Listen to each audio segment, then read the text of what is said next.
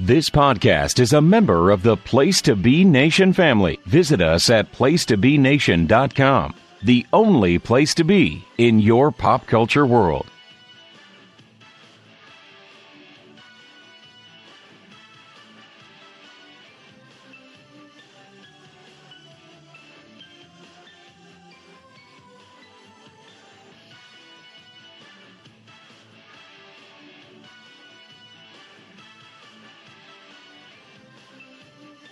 Place to Be Nation. Welcome to episode 6 of WrestleTRAXX. It's January, and we're on the way to the Super Bowl. The Royal Rumble has just finished for us. But Scott, we're going to take a trip back 30 years ago to the magical land of 1994. Indeed, we are. Thank you, Mr. Diener, for alleviating my vocal cords to start things off. I greatly appreciate that. Hello, fair friends and family. Welcome to the WrestleTRAXX. It's fitting that my voice is in the shape that it's in, and we're doing a podcast that sounds like a radio show. I always find that kind of cool. It's like, hey, I'm Scott. That's GD from LI. This is the WrestleTRAXX. And then we play like, I don't know, Alan Parsons Project or something. I don't know. Ricky Steamboat's theme. I don't know. It's pretty cool. But anyway, GD, thank you. It's good to be here with you, everybody. Welcome.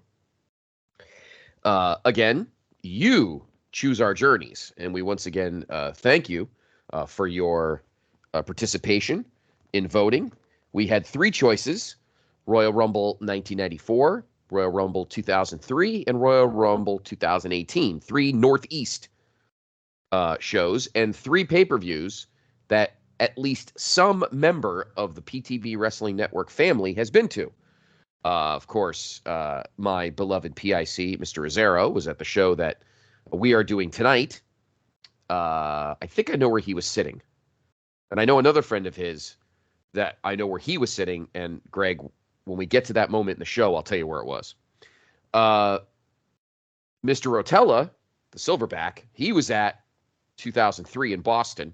I know why many of you did not vote for that one. Some of you did. I know why that one didn't win. And then I was at 2018 down in Philly to see the Japanese double with Asuka and Nak. That one I think didn't win because it's just long. Which is fine. It's a good show either way, but I could see that. So we are going to the Providence Civic Center tonight, which would eventually be called the Dunk, which is now called the, I don't know what the extra nickname is. The Amica Mutual Pavilion. That's what it's officially called. The Meek? I don't know. I have to ask JR what it's actually nicknamed now. I just rename it the Ted White Memorial Arena. Ted White. I name it I call it the, for us Big East fans, I call it the, his name just went out of my head. The guy who created the Big East basketball conference. Why am I totally Dave Gavitt? Yeah, I just call it the Dave. It's named because Dave Gavitt's the godfather of New England basketball. So, it's the court's named after him, and he has a banner because he was a former coach at PC. So, we are going to be in the building January 22nd, 1994. At the end of our show, we will let you know in advance what our February WrestleTRAXX choices will be. 2 of the 3 shows will be considerably shorter, but just as important in the annals of wrestling history. You guys will love those. So, and they're not all the same. Now we're going to go back to switching up promotions. We knew in January no one wanted us to watch a Sold Out. So, although I don't know, Diener, if we're doing this in a year, maybe we should throw a Sold Out in there. Why the hell not? So we'll give you we'll let you know what the choices are at the end of the program. Anyway, what do we got? What are we going to start off with? Any info we want to start off with? Do you want to fire it up? Yeah, let's start with the 1993-94 NFL playoffs, because there's going to be one negative note with the NFL that we're going to talk to before we start the show. Okay. So let's get into the playoffs. So The wild card round, we had the Chiefs over the Steelers, 27-24 at Arrowhead. The Chiefs got the game winner in overtime. Joe Montana was 23 for 42 with 276 passing yards and a TD and no interceptions. Neil O'Donnell for Pittsburgh, 23-42, 286 yards and 3 scores. And Scott, this was the Chiefs' last playoff win at home until the 2018 season. And obviously, you know the rest of the story with that. Of course. A certain quarterback is 14-3 in the postseason since that moment. So, and think of all the quarterbacks that the Chiefs have had in that 24-year stretch, or whatever it is, 24-year stretch. Yeah, Jesus, 24-year stretch for the Chiefs. I mean, they've had Trent Green, Alex Smith, Steve Bono, Elvis Gerback. Oh God, all the Niner castoffs get dumped to the Chiefs. Yeah. Oh God. Who was the quarterback of the Chiefs when what's his name? Luck had that big comeback in the wild card game. Oh, I think it was Alex Smith. Yeah. It was Alex Smith. Okay. Because that was like Andy Reid's like maybe second or third year in Kansas City. Yeah. I remember watching that game in Rhode Island with the guys. I remember that. I was watching that being like, wow, and thinking, man, Andy Reid can't win in the postseason. If only if only we knew. I know. If only we knew that Andrew Luck would never have a moment as big as that again in his career, or that his career would barely end, would not even round out the decade. Oh my God! All right, back to the playoffs. What else? Okay, the Saturday late game on ABC with Brent and Dick Vermeil on the call for this one at the Pontiac Silverdome. The Packers over the Lions, 28-24. I remember this game. Brett Favre threw the game-winning touchdown to Sterling Sharp, 40 yards for the win. I remember that. Totally burned the Lions secondary was abysmal. And this was one of Barry's better years. And this was their first trip back to the postseason since losing 3 years earlier in the NFC Championship to the Redskins. And of course, already the rumblings were that the Lions should just trade Barry to a team that actually is going to win. But they had faith in Wayne Fontes, and Brett Favre hadn't really proven a ton yet. Although the Cowboys did they did make the playoffs in '93, and the Cowboys lit them up in the divisional round. That was a great throw, and I love Sterling Sharp. I was heartbroken when he had to retire. Oh, me too. I have his Super Nintendo game from Jalico, Sterling Sharp. He had his own game? He had his own game on Super Nintendo, yes. No shit. I don't even remember that. Wow. Huh. Okay. Barry had 167 yards rushing. What a stud. And this was the final playoff game ever at the Pontiac Silverdome. And it'd be the last time until this year the Lions hosted a playoff game. Yep. That's crazy. So we go to Giants Stadium. The Giants over the Vikings 17-10. Rodney Hampton got the two big scores for the Giants in the third quarter to win 17-10, 161 yards with 33 carries. Wow. Now, I remember why the Giants had the wild card, because the final game of the 93 regular season, the Cowboys and Giants were tied for first. It was winner take all at the Meadowlands at Giant Stadium. Late second quarter, Emmett breaks free, and Emmett was not he was not Barry. Barry definitely was. If they had a foot race, Barry'd win, and Emmett would tell you that. Emmett was just impossible to tackle. That was the difference. I think it was Jackson. I'm trying to remember who tackled him, but he landed on his shoulder and he popped out of the socket. Ooh. And Emmett played the entire second half and overtime with a separated shoulder and his pads with extra. They cut the pads out of a pair of practice pants and shoved them in his shoulder. And he says, "You're going to feel a little discomfort for the rest of the game." I've broken my collarbone, which has been, many say, is about as close as a separated shoulder. It ain't fun. And when Emmitt Smith tells you that it's a kind of pain you never feel in your life, it's pain.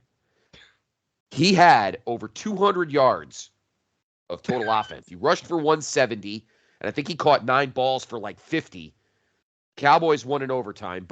Was it Eddie Murray or Boniol? I think it was, or was it Lynn Elliott?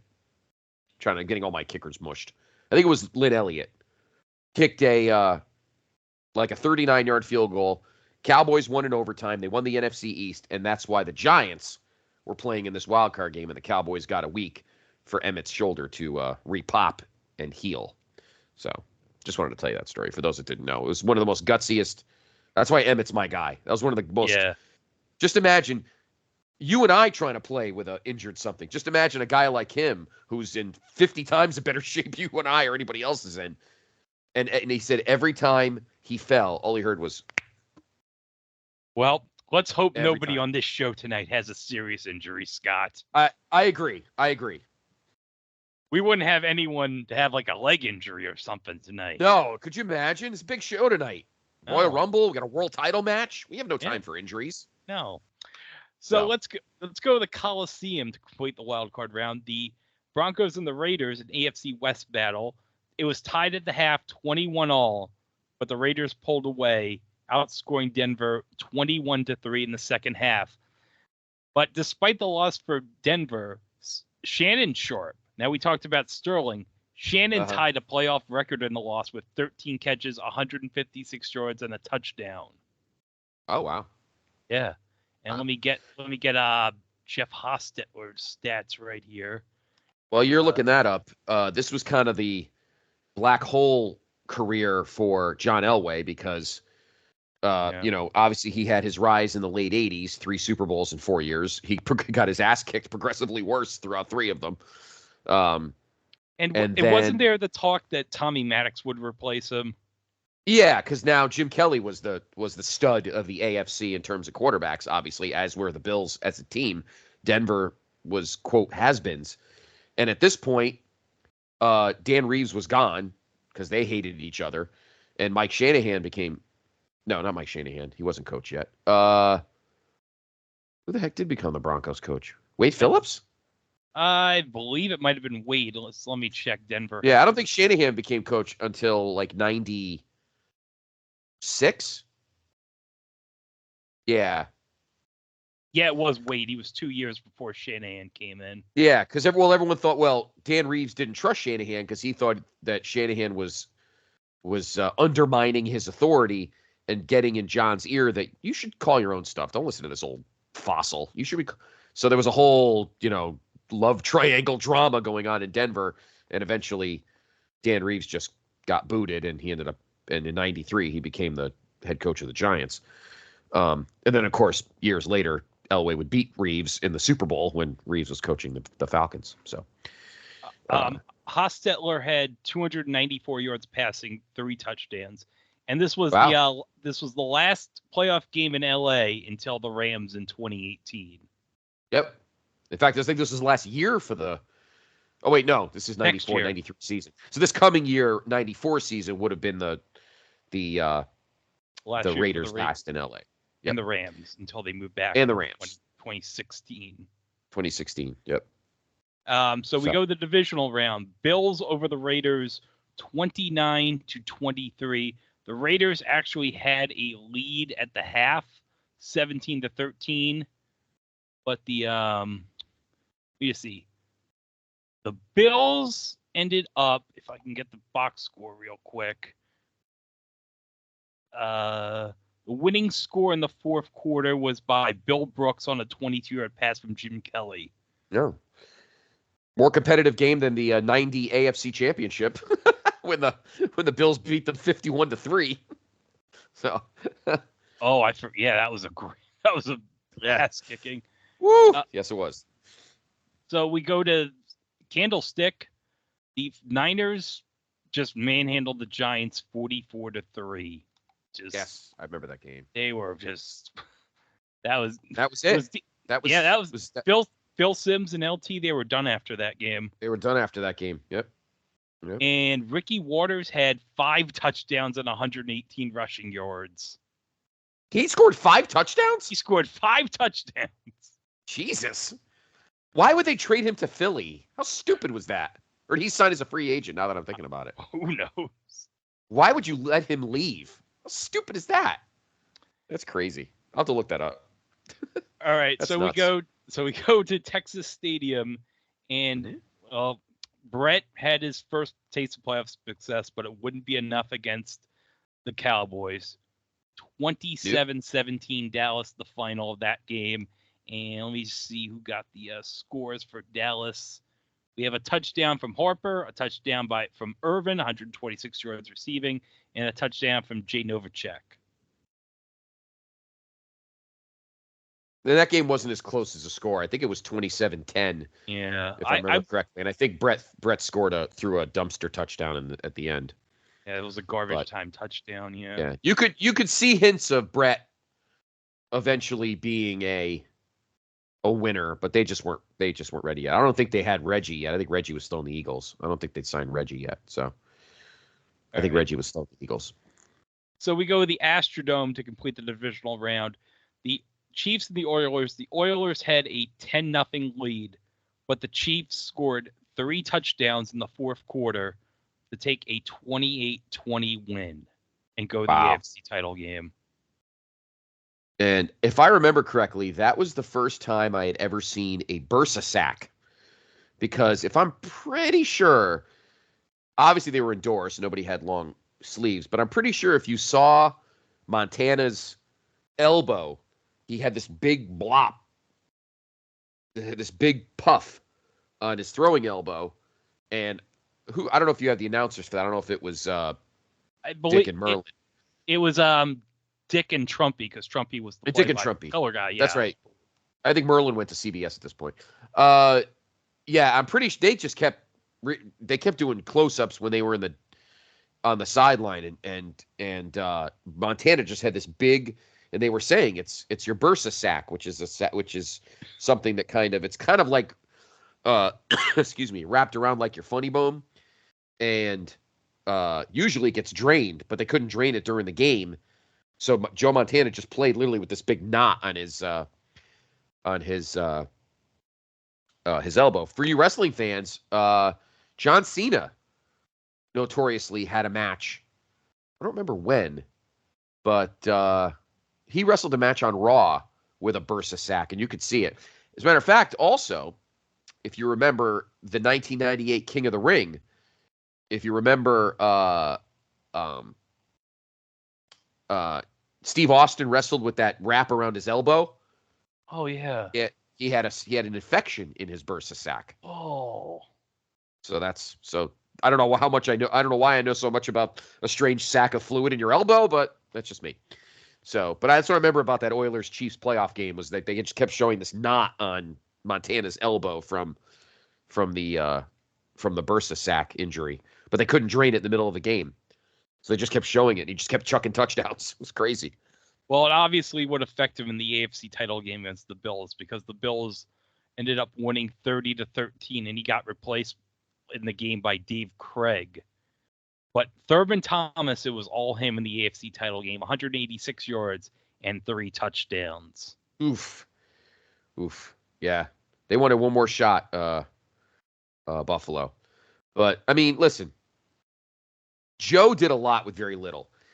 Let's be honest. There's no doubt that Kansas City team had some talent.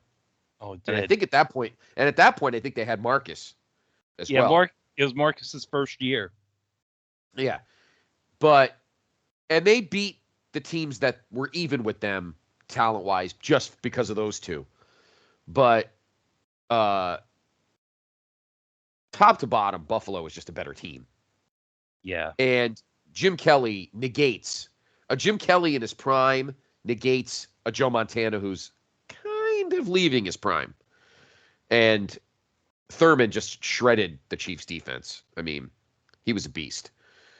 So there was no doubt that the Bills were going to win that game. Although I would like to have seen the Cowboys play Joe in the Super Bowl. I think a little revenge wouldn't have hurt, but that would have been a fun matchup. It would have been, but alas, did not happen. All right, so it's the rematch for the second straight year. The Cowboys and the Niners in the NFC title game. And the Cowboys, they led 28-7 at the half, and it was just all Dallas. Yep. 2 touchdowns by Troy, and Bernie Kosar came in relief and got a touchdown. Because remember, Bernie got infamously released by the Browns that year. Yeah, and he, trust me, I know this season very well. Obviously, I know all my Cowboy seasons, but I know that season very well. Troy was knocked around a lot in '93, more than in '92, and I don't know if it was against Washington, but he got smoked by somebody in a game, and Bernie got released by the Browns. Jimmy knew Bernie from Miami, and Bernie helped win him a national championship. So he did him a favor back, and Bernie, they actually created, him and Norv Turner created a second set of plays. Because Bernie didn't have Troy's arm, obviously. No. So, but Bernie was immensely accurate because he had that weird, like, sidearm slinging kind of thing. Yeah. And in that game, we Cowboy fans, like, our buttholes knotted up because Troy got drilled, and his head. I think he was it Bryant Young or Stubblefield, one of the linemen, by accident, kneed him in the head, and Troy was out like a light.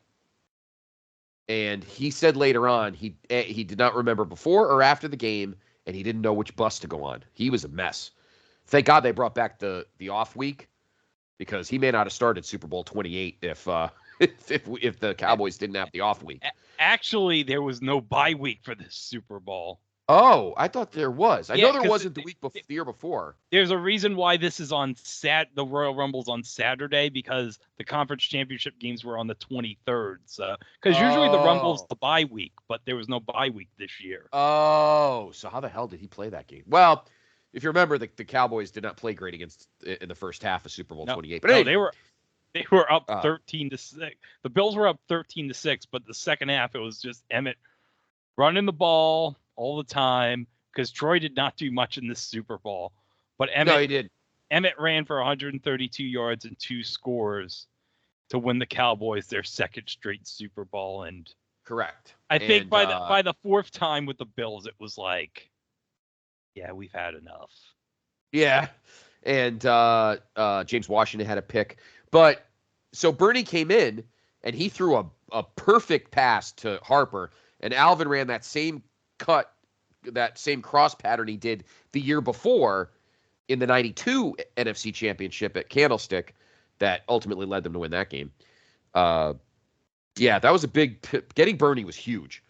I don't remember who the backup was in 92, but who knows? Berline probably, because he was a backup in 91. Yeah, probably. So. But I will say, my co-host on it was a thing on TV, Mike Claus. He was at a autograph signing recently of Bernie, and he actually got to see and pick up Bernie's Super Bowl ring. And he said, it's amazing. It's like there's all these diamonds on the ring. Jerry spared no expense on the ring. Yeah. Oh, yeah, definitely. Yep. So I agree. So before we start, I need to mention one thing before we start. The NFC Championship game between the Niners and the Cowboys would be the last game of the NFL on CBS for 4 years. That is true. Because Fox paid, and I'm looking this up on Wikipedia here, over $3 billion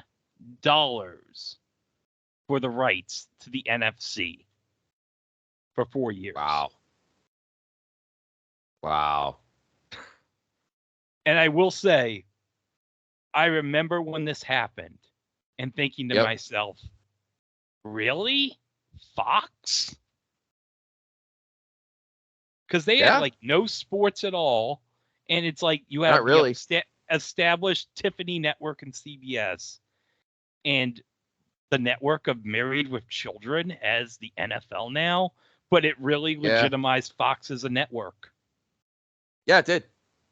CBS always, and take it from somebody who works for CBS, it has not changed. CBS is probably one of the stingiest of the Tiffany networks because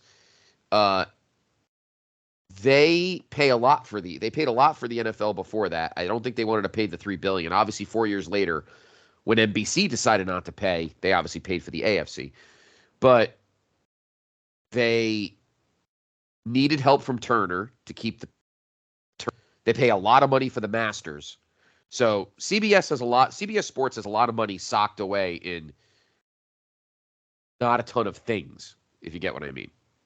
And so that's why they don't have as many things as other networks do. They don't have any MLB, although their MLB coverage was never the best anyway. In fact, they had MLB at this time too. So I think that was the reason why they didn't, because they paid so much for MLB, and that's true. Disaster. Yeah, well, they got rid of the NBA. Yeah. So I should correct myself. It was actually $1.58 billion for 4 years. Oh, okay. Well, that's still a lot of money for 19 months. It's a lot of money in any era.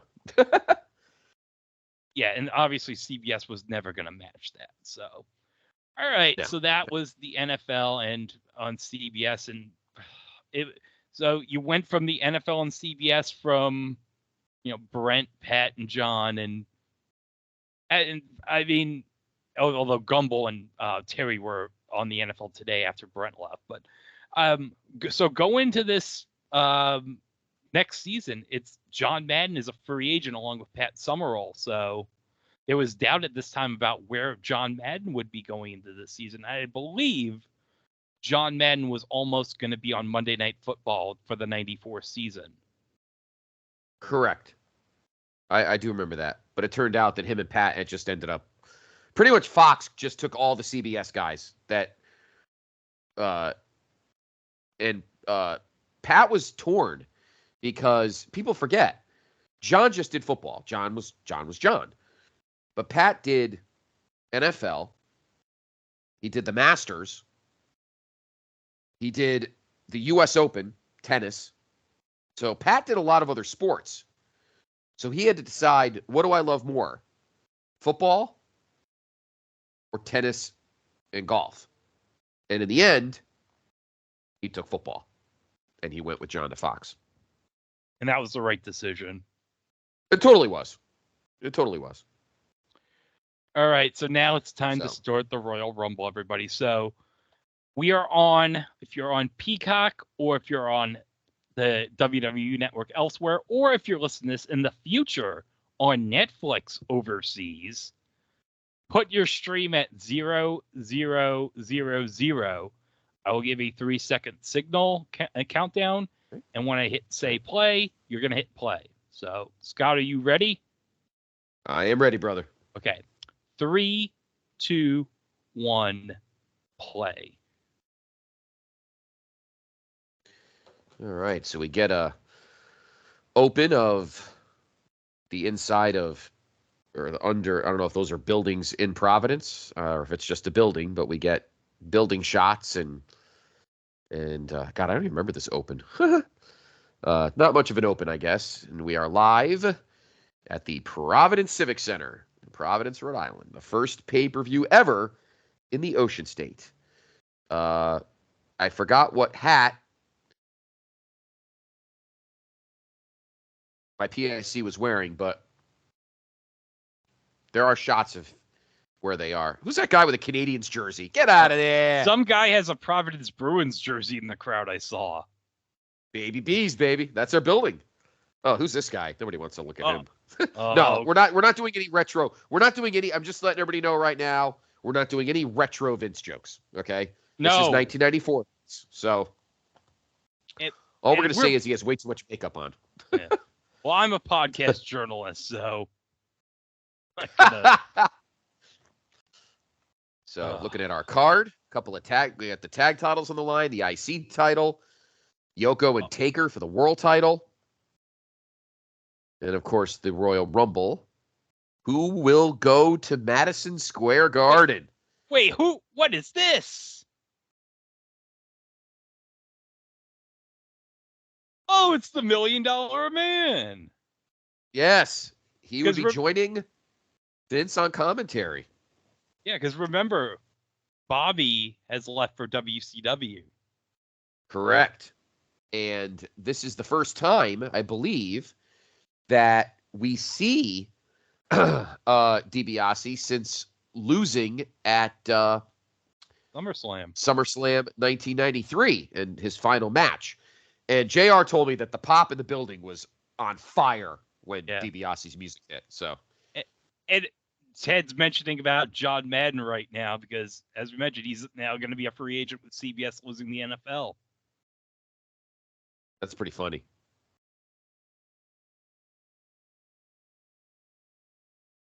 Wow, Vince's makeup is like uber caked on tonight. Good God, what did he put it on with a shovel? My God. Did he go? Is it like that It's Always Sunny in Philadelphia episode where Frank put on the mortician's makeup? Yeah. I do remember that episode. I haven't watched the whole series. I have to, though. All right, so we get our opening match, which I believe was this match cut on the videotape? I never had the Coliseum tape. I taped this straight from the pay-per-view feed as a kid. So. Yeah, I had the tape. I had the Coliseum videotape. And why do I feel like this match was? I'm probably wrong. But anyway, Tatanka was still on fire as a babyface, even though he was probably boned out of the Intercontinental title the year before WrestleMania 9. He probably should have beat Shawn Michaels, but yeah. But Tatanka still over with the kids. There's Danny Davis. We don't remember anything of his career 7 years before. And here he is. The Beast from the East from Asbury Park. Yeah. With his main squeeze. Main squeeze. I don't know what a main squeeze is, but whatever. But I should note, Scott, that Bam Bam is the substitute for Ludwig Borga, because this was originally going to be Tatanka against Ludwig Borga. But Ludwig suffered an injury at the MSG house show a week earlier, so 5 days earlier. But we'll get to that when we get to the following match. Right.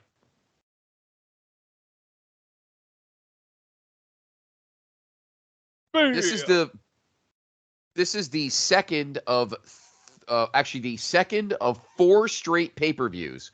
Now, this is where Vince was realizing that money is not flowing as much as it had in the past. Oh, and Bigelow tries to get off to a hot start here. This was the second. I remember talking about this when JR and I did our Vintage Vaults. This is the second of 4 straight pay-per-views in the Northeast.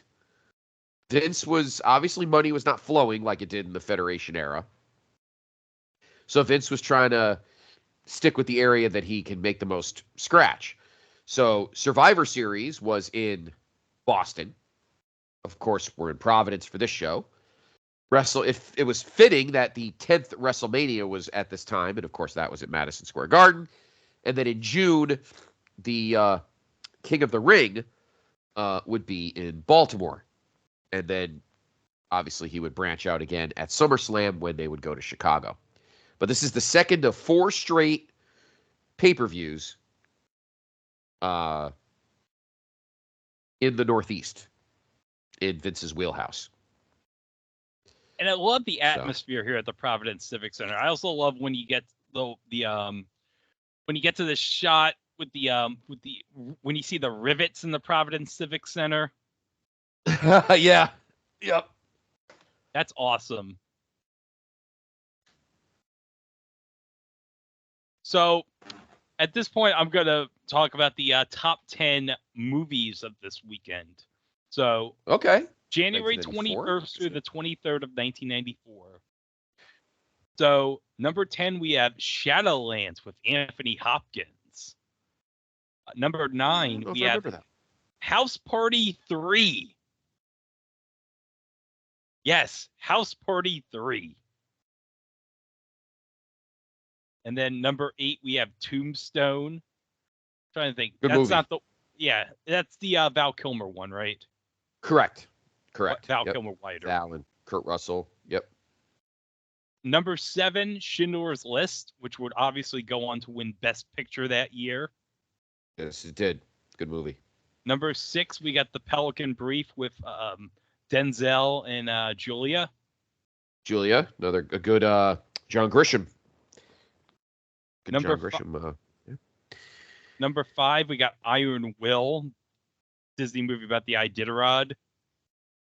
Number 4, we got Grumpy Old Men, which began the first one. The first one, yeah, that began the streak of Walter Matthau and Jack Lemmon late in their careers. Yes, they're so good together. Oh, they were. Number 3, really? We have Intersection with Richard Gere and Sharon Stone. Number 2, in its 9th week at the box office, and it's made $162 million at this point, Mrs. Doubtfire. Wow. Yeah. I thought that movie came out in 94. I don't remember coming out in 93. Okay. Late night. Huh. It was around Thanksgiving 93 it came out. I saw it twice in the theater. It had a long run in the theater, but I got to say. Wow. I got to say, though, the part where Robin Williams throws that thing at Pierce Brosnan. Oh, yeah. Dead. That's the best moment of the film. And, that movie, I think, also helped Pierce Brosnan. I mean, because he ended up getting the James Bond gig after that. Yes. Yep. Well, finish the top 10, and then I have a Pierce Brosnan story pertaining to Bond. But go ahead. Keep going. But the number 1 movie beat out Mrs. Doubtfire about $50,000. Philadelphia with Tom Hanks and Denzel Washington. So Denzel had 2 movies on this list this week. Yeah. But also Philadelphia began the first of the back-to-back Oscars for Tom Hanks because 94, correct, Forrest Gump, and almost had a chance to three-peat in 95 with Apollo 13. Yes. I've always been of the mindset, Diener, that Apollo 13 had such a great ensemble, if you've never seen it. Ed Harris, Kevin Bacon, Gary Sinise is in that one too. I'm trying to think who else. Bill Paxton? Quinlan? Yeah. Kathleen Quinlan. Bill Paxton? Yeah. That, not that he got lost in the shuffle, Tom Hanks, but everybody was so good in it that he kind of leveled out rather than being so much better like he was in Forrest Gump in Philadelphia, that I don't think it was as justified that he was the clear cut to win that year. So it's still an awesome movie, but I feel like the ensemble was so good that he didn't stand out as much as he did in the other two.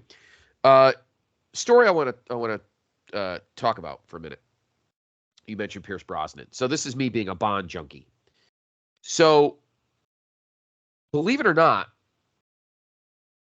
Pierce Brosnan, when he became Bond when he was announced that he was going to be Bond in 1994 for the next movie, which would of course be GoldenEye, was the second time that that he was picked to be Bond.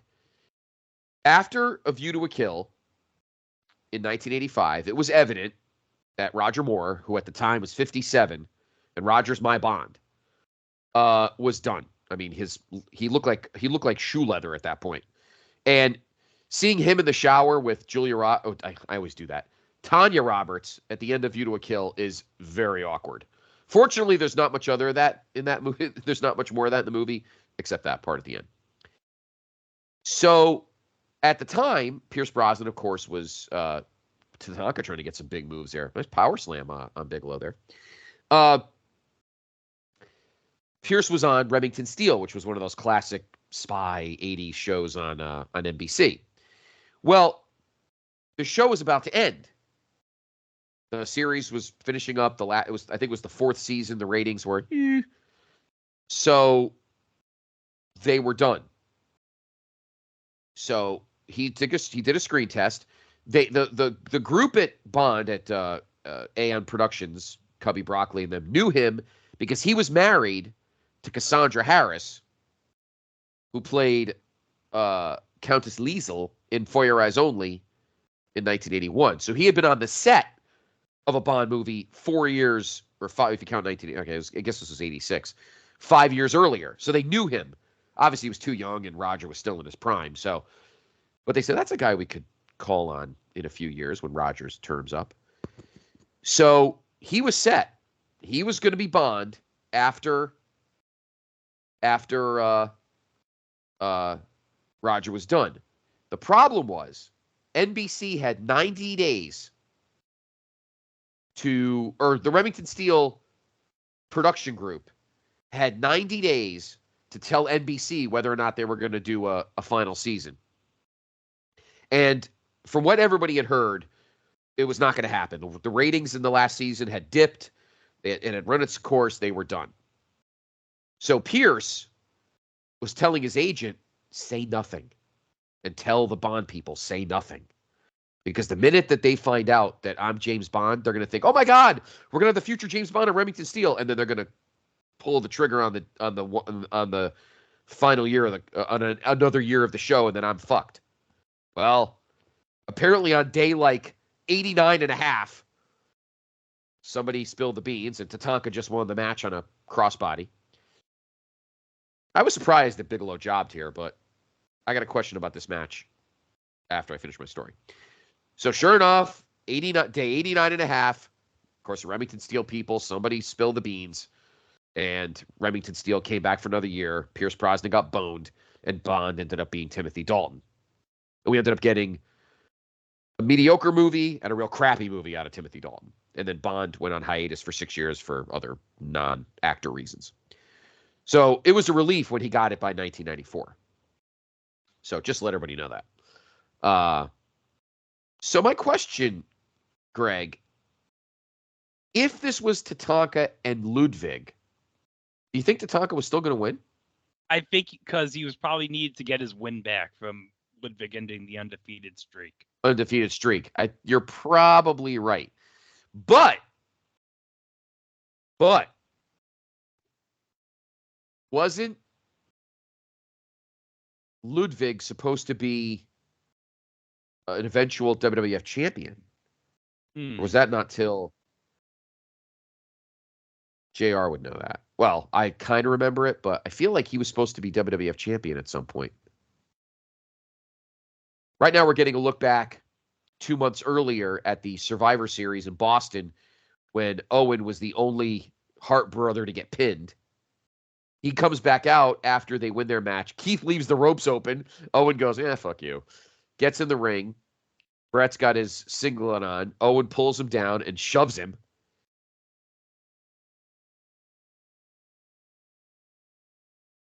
And Brett's telling him, calm down. And Owen's like, fuck you, calm down. You and your sexy little pink singlet getting in my face. It's Bruce you, me, and like, these two Yeah, I'm out of here. Bruce is like, I don't give a crap. I don't either. I'm not staying.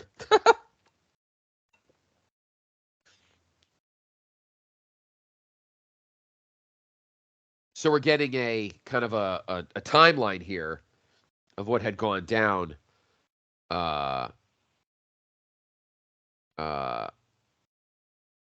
Go up and step up to the plate. So Owen and the Owen Brett saga, at least the beginnings. And I loved how they had Lord Alfred as the heel, just egging Owen on during this whole thing. The event centers. I agree with you.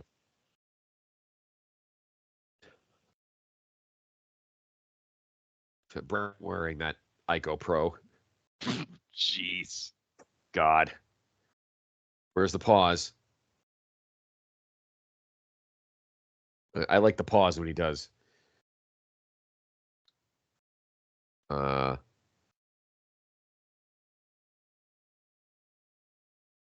He does the pause, like Pregnant pause.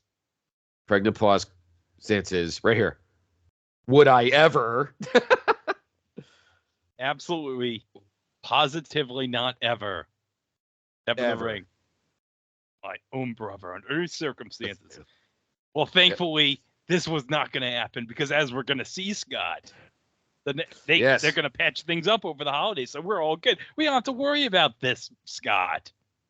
No, see, look, New Year's Day, Christmas at Stu's house with their 15 ovens in the kitchen, Oh yeah. cooking a bunch of Canadian geese, hanging out. Natty's little baby Nat. I don't know if Natty was born yet. Yeah, she probably was. Natty was probably like 10 at this point. Yeah, I'm trying to remember how old they all were when they all were in the ring 3 years later. I don't remember. Natty and the whole gang of gaggles there, and so.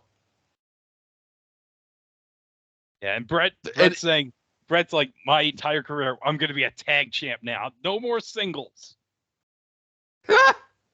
No more singles, Scott. It's going to be all tag teams from here on out, Scott.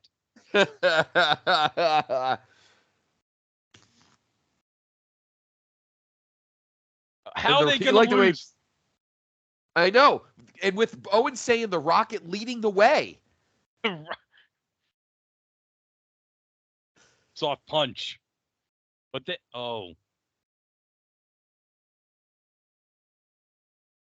right, Scott, because on the first year anniversary show for Raw, the upset of the century, 1, 2, 3 Kid and Marty Jannetty win the tag titles from the Quebecers. And this was an amazing match, I remember. It's pretty solid. Pretty solid. I love this right here when Macho comes in the ring to hug them. I love Savage's Raw jacket. That was unheralded. Johnny Polo, a JR favorite. But then 1 week later, that previous Monday on an MSG house show, which of course pulled the curtain back that Raw was taped. That was weird. I remember leading up, I was like, why would they admit this on air? I know, right? Why couldn't you have done this the night before or whatever? Anyway, they had it for a week, and then the Quebecers won the titles back. And now here we are back at live at the Dunk, or I'm sorry, at the PCC. And here we are with Brett and Owen, our brother Owen. Yep. Love Brett's singlet here.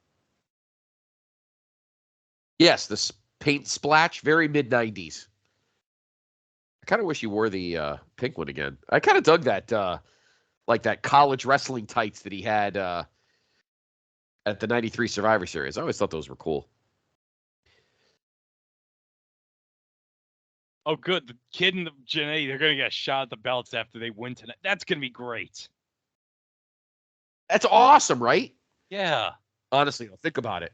If they end up, think about that. If the next night on Raw, had they won the match, Brett and Owen against Kid and Marty, I mean, overall, that probably would be a banger. You know? Oh, Owen's so proud. They're gonna, Scott, I think they're gonna win this. I do too. How can they lose, Scott? They're united, right? They're united. Yeah. They worked out their differences like good family members do. Yeah. We're not the Mounties. I gotta just let you know. Yeah. If you hear the faint cheer, the single person cheering in the crowd, the 2 or 3 kids, it is little tiny J.R. Rosero and his cousin Matt, because they were the biggest Quebecer fans and Johnny Polo fans on the planet. Just the 2 of them. Everybody else is getting booed, but little J.R. and his little cousin Matt are the only 2. Love the Quebecers and Johnny Polo. Oh, that's fantastic. Yep. I love Johnny Polo at this time. Yep. Jacques just showing off the belt to think. Oh, that's so great. God, you look at Jean-Pierre now and you're thinking, now he looks like PCO. Oh, jeez. A completely different person. What a good team. But now the crowd's pumped. Oh, yeah. JR always told me, GD, that there were 2 guys that were like legitimately beloved in Providence. Like even when back house shows, beloved at this time in that late 80s, early 90s era. Brett and Savage. Like they were, even when Savage was a heel, he was loved in Providence. Loved. So, look at that. Crowd pumped. Well, they're hot. Yeah. Oh, this is going to be the This three is- peats. Yep. What a great, what a good pumped up match here. Owen was going to get his first taste of gold. Oh, yeah. Brett would probably be, correct me if I'm wrong, Greg. Brett would have been the first person to ever win the World Tag Team, the WWF World Tag Team titles with two different partners at that point. No, because I think Gurria. Tony Gurria. Yeah, Gurria did it. He did it once with Tito, and he did it with Martel. So you're probably all right. Never mind. So he'd be like the third, but that's good company. Gurria and Tito. Of course, totally. Yeah. Oh, that's Tito. That's right. I'm sure Mr. Fuji might have won it twice too with two partners. Yeah, I'll have to take a. Well, you know what? Chat up the match a minute. I will. Right. I will save my voice for a minute. Okay. So while Scott is doing that, we got Brett working up here with Pierre. So while we're doing that, I will talk about the 1994 NHL All-Star Game, because that was happening on this day, January 22nd, 1994 at the Garden. We had the first year of the East-West format.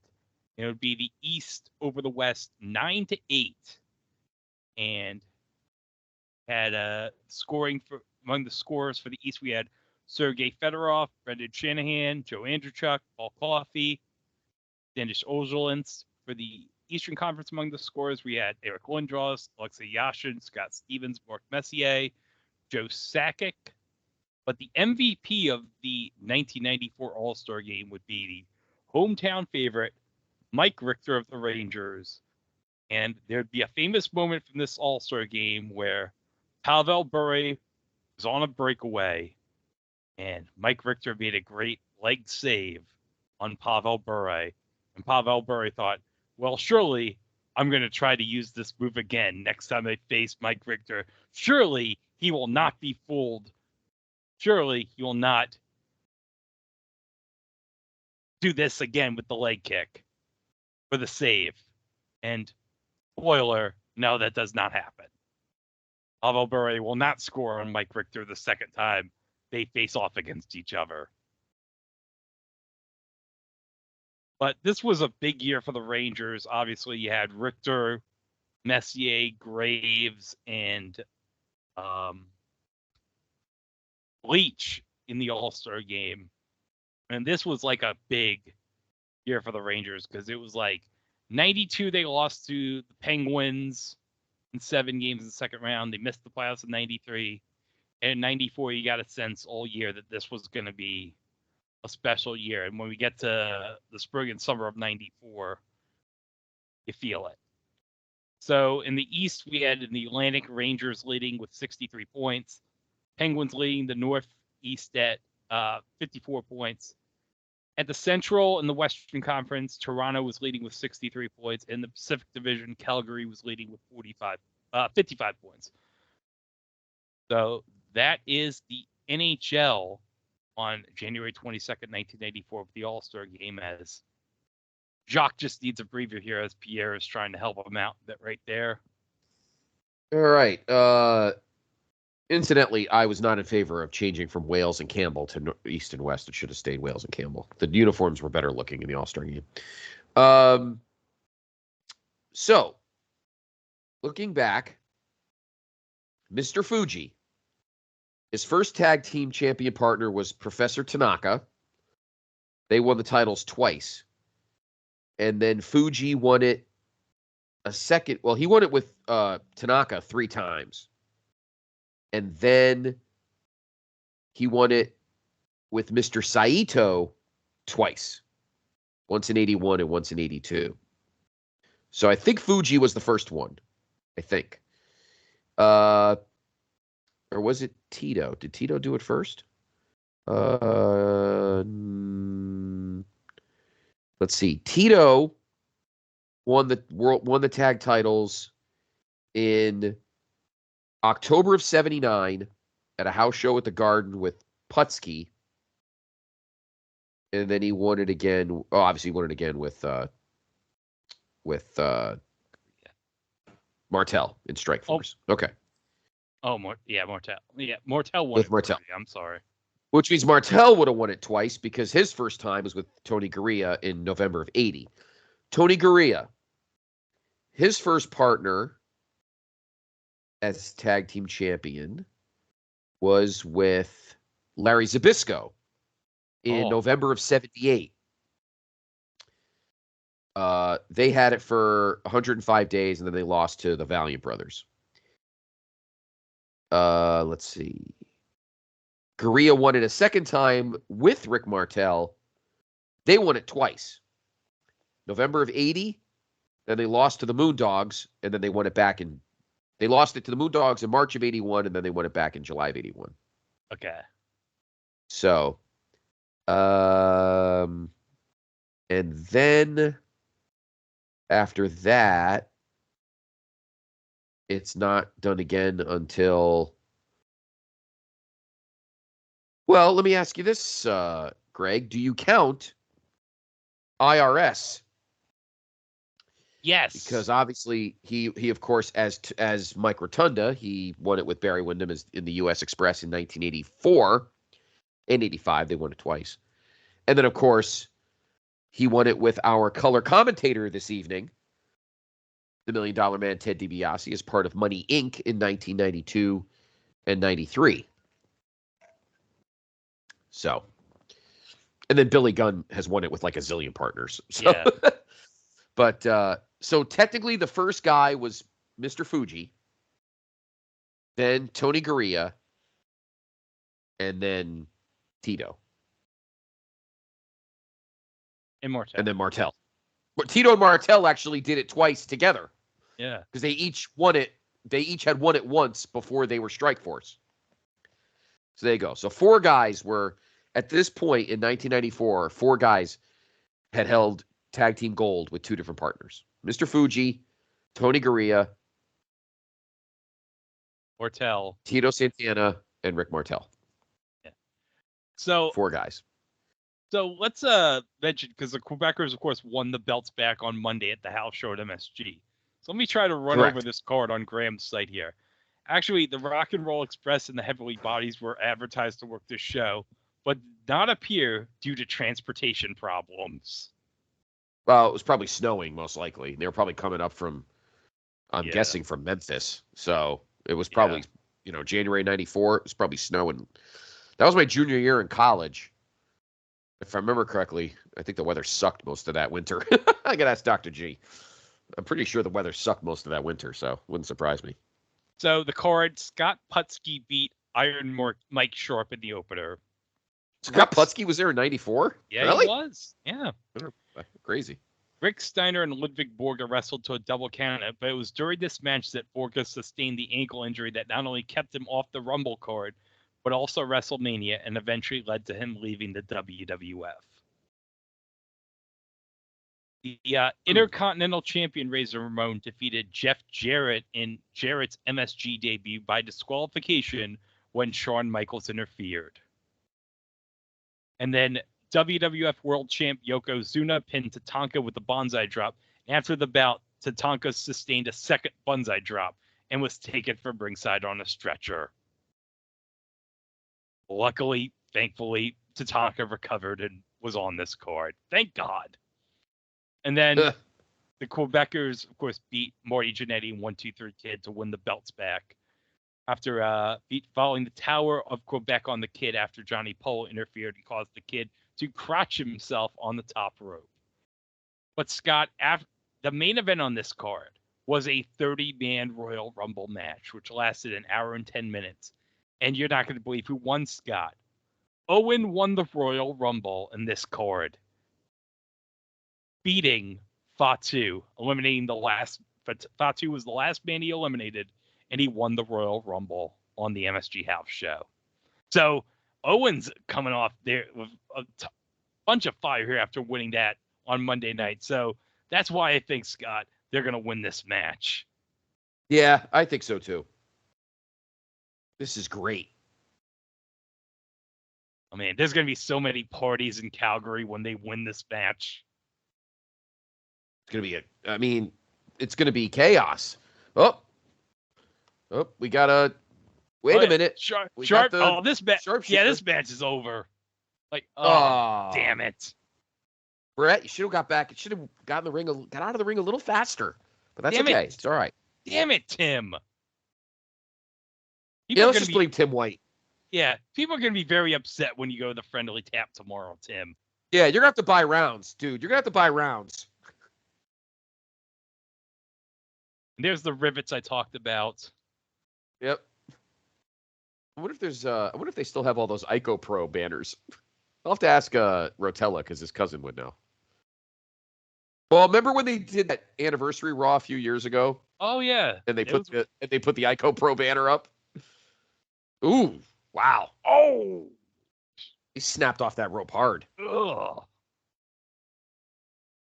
Was it me or did Jacques need some hair plugs?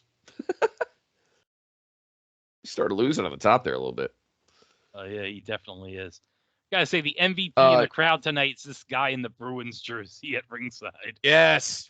He looks like Bruce Hart. I think he's got a Yankee hat on. I'm like, what a weirdo. I think that's a WWF hat. Oh, is it? Oh, okay. Oh, yeah, you might be right. That's old school Bruins. Year before, the Bruins, I think, won the President's Cup in 93. One of like 9 they'd win that would mean shit. And then they got swept in the first round by Buffalo. The reason I remember that is because the editor of our college newspaper, the year before Dr. G took over, was a diehard Sabres fan, and I lost $10 off him on that series because the Bruins had like 112 points, I think, that year, and they got swept in the first round by the fucking Sabres. I think we've triggered a lot of memories in Pete Winston if he's listening to this. Yes. Rob Ray, Pete Winston. Fuck that guy. And don't give me any shit, Bennett. Nah, I love Steve Bennett.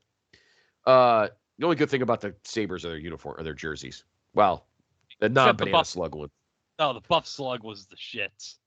The Buff Slug. Oh no! What did Johnny Polo do? Did he throw Brett into the railing? No, he was running into the ropes, and now he hurt the same leg from Oh no! This is terrible. Oh, the Quebecers, of course, they're pros. They're going to take advantage. They have to.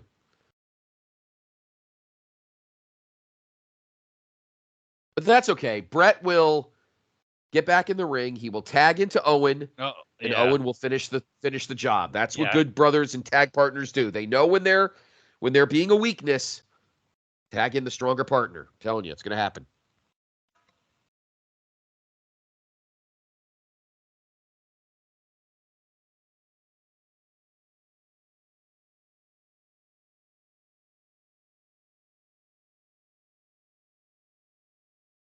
Come on, Tim, count. This match should be over at this point. My God. I know you're trying to protect, Even Vince is like, this is ridiculous.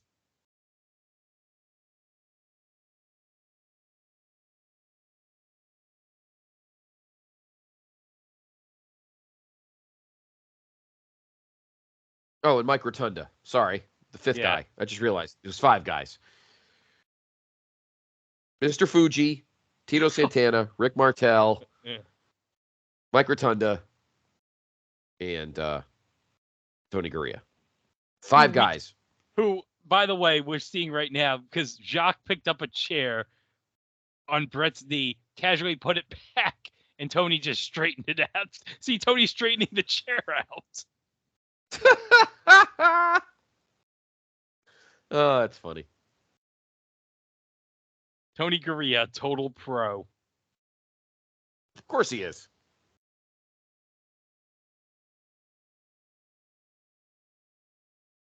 course, speaking of Tony Gurria, there he is. You mentioned fixing. Oh my God! What is going on here? What? The mallet. Tim is not doing. We talked about Marty Miller last month doing a crappy ass job. Tim is doing a real shitty job here. Oh, Marty Miller. Marty Miller looks like Tommy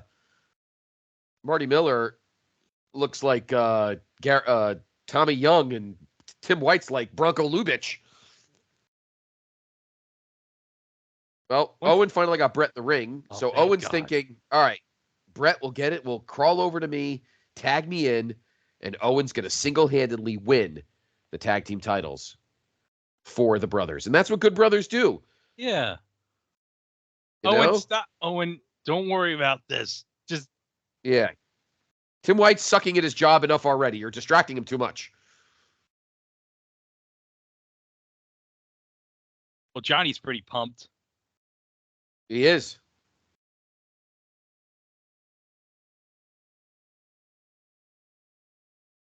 They were a good team, Quebecers. Probably one of the more unheralded tag team champions of the... There they are, the Rumble Rivets. In between the Rumble panel, the Ico Pro. Iconic. I should mention, though, Scott, my boy Mitch from Hatchstell Toy is selling a... right now, for pre-order, you can get it right now, a 2-pack of Hasbro-style figures of Jacques and Pierre. Oh, wow. That's impressive. Ooh, nice Alabama jam off the top rope there on the Brett. This has to change. Oh, yeah. Come on, Brett. Tag into Owen. Come on. Yeah, Brett, I know your knee sucks, but you can crawl over there and make the tag. Come on, do the excellence of execution. Execute a crawl.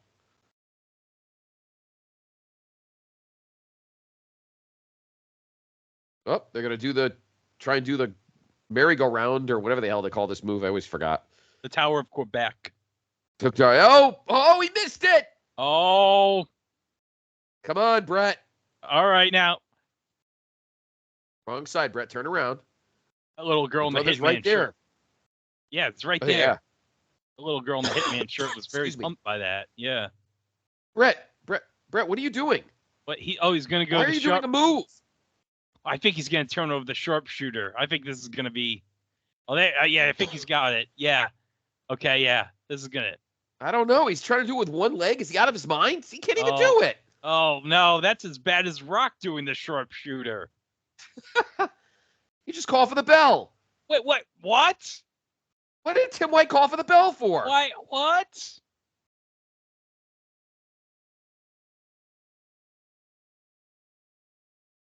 Oh, no, Scott. I know. This is the... Oh, no, Scott.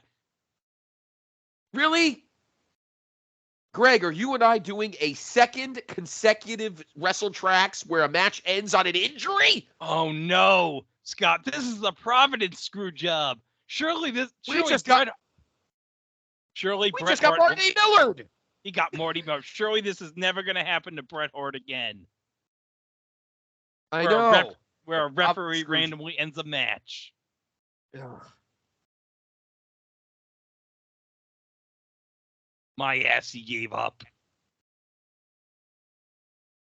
Owen should just punch Tim White right now. I know.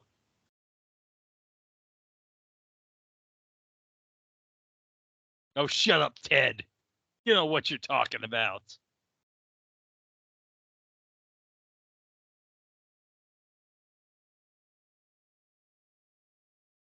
Yeah, and you should tell Brett.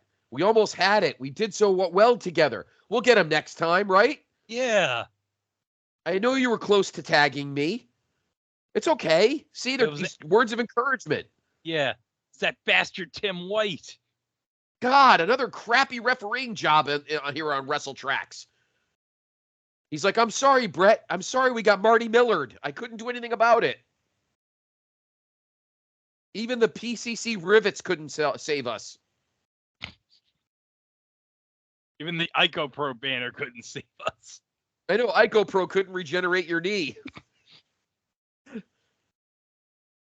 Is that I'm trying to still figure out what that guy's with the guy with the Bruins jersey, what his hat is. Is it? Oh, you can see a suite there. I like the dining room chairs in that suite. Oh. All right, they're going to help each other. Oh, yeah. Owen's going to help him out. Yeah. It's going to be fine. Oh, everything's gonna Don't be worry good. about it. Everything's going to be fine. It's gonna be cool. Everything's good. Yeah. What? Oh no! Oh no, he just kicked his leg. Why would he kick his leg? Owen, what are you doing? It's not Brett's fault. You guys were Marty Millard.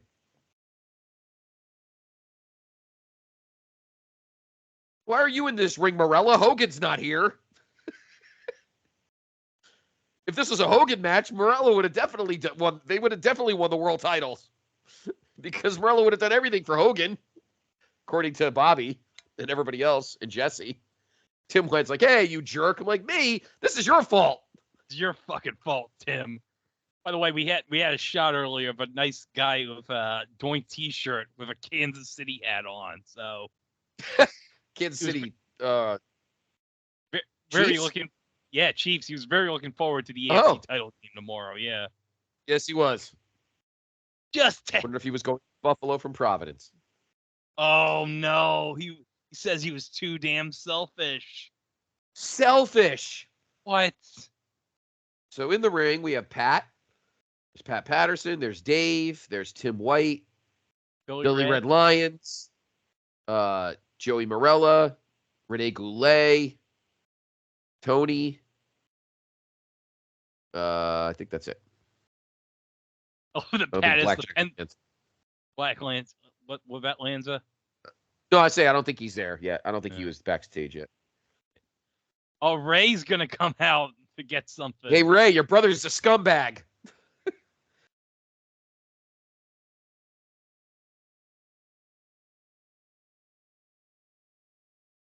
I'd like to speak to Brett. Is the lady broken? I like the pencil in Pat's ear. It's very, very official. Okay, it seems like the Brett's teeth broken. Well, this is Tim White's fucking fault then. What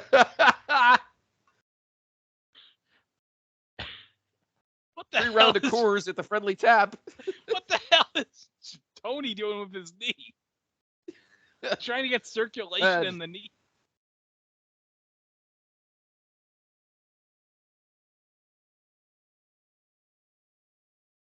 Oh, and you know what's Danny's got that bad comb over. Oof. Oh, geez, Danny.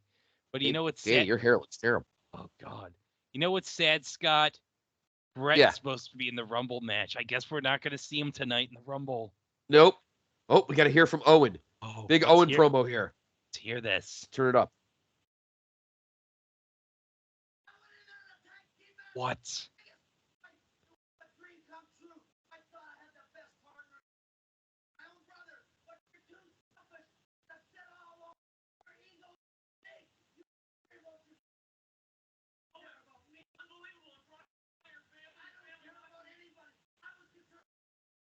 Yeah, fuck my family.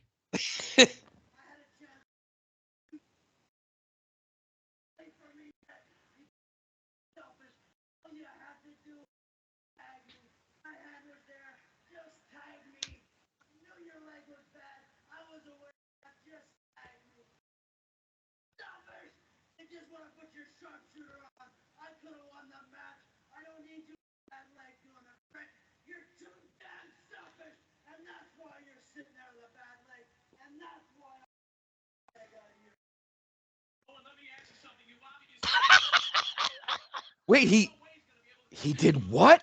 He kicked the leg out of his leg. How's that scientifically possible, Scott? That's amazing. Because you know why? You're too damn selfish. How did they not make a T-shirt that said, "You're too damn selfish"? He said it like 13 times in this promo. You're too damn selfish. It's so funny, though. It sounded like he was so right. Yeah, the way he sounded so exasperated when he said, "You had to put the sharpshooter on, didn't you?" Oh, it's so great. You had to put the sharpshooter on, didn't you? Oh, God, that's so good. Well, obviously Brett's not going to be in the Royal Rumble. I wonder if Owen will wrestle in his place. Very interesting. Well, Ted, screw you, Ted. Yeah, so proud of Owen. What, did you pay off Tim White for being terrible? DiBiase would never walk into the friendly tap.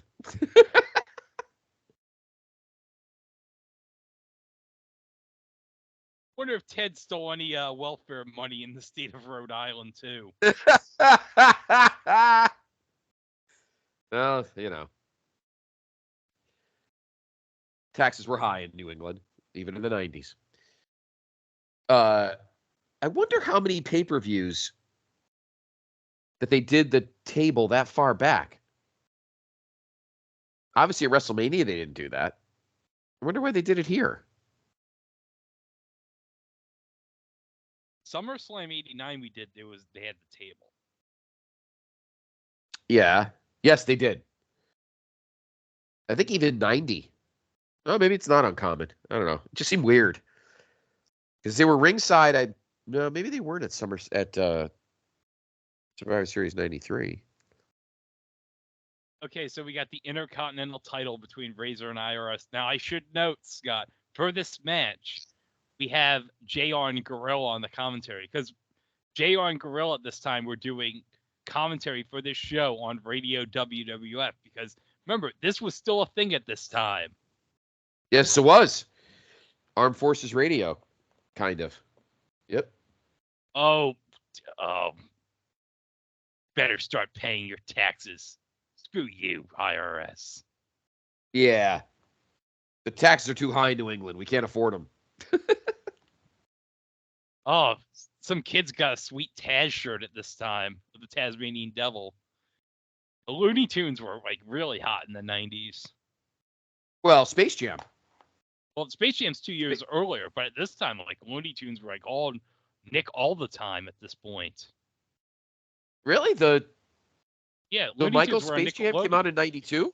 No, Space Jam was 96, but I mean I meant 2 years before. Oh.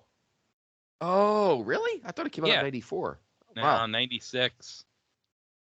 I love Razor rocking one of his alternate colors, the teal. Let's see. I'm trying to think. So Razor wore black, teal, banana yellow, purple, green, red.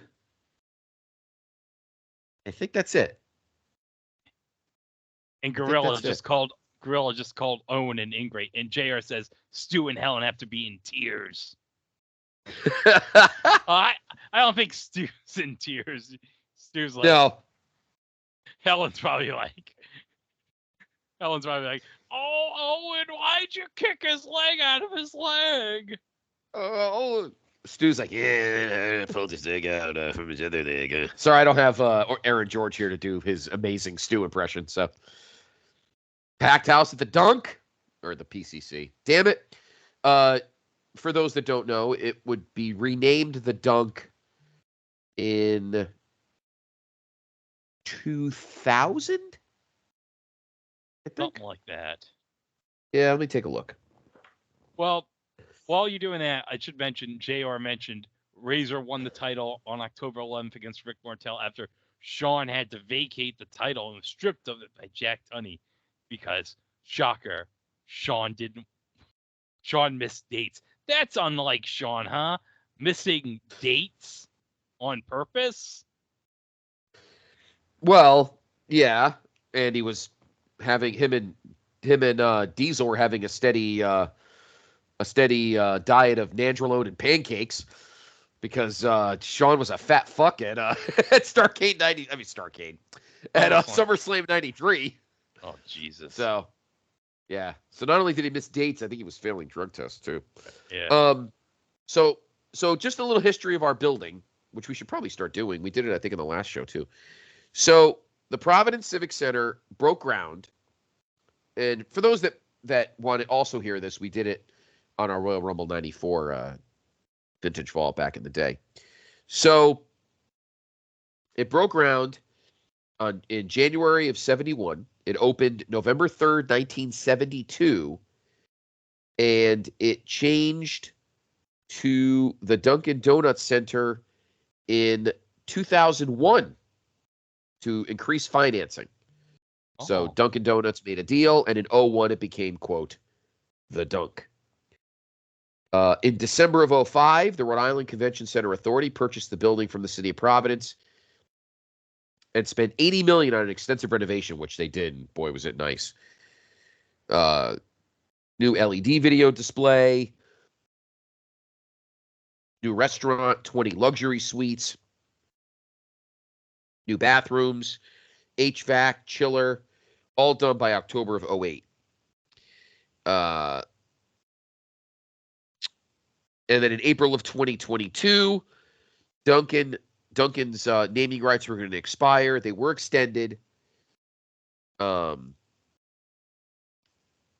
of the major signage, including the main sign, was removed on August 24th of 2022. Dunkin' officially stated that it would not renew its agreement, and that's because they had just they just got the naming rights for the new ballpark in Hartford called Dunkin' Park, which is where the Hartford Yard Goats play.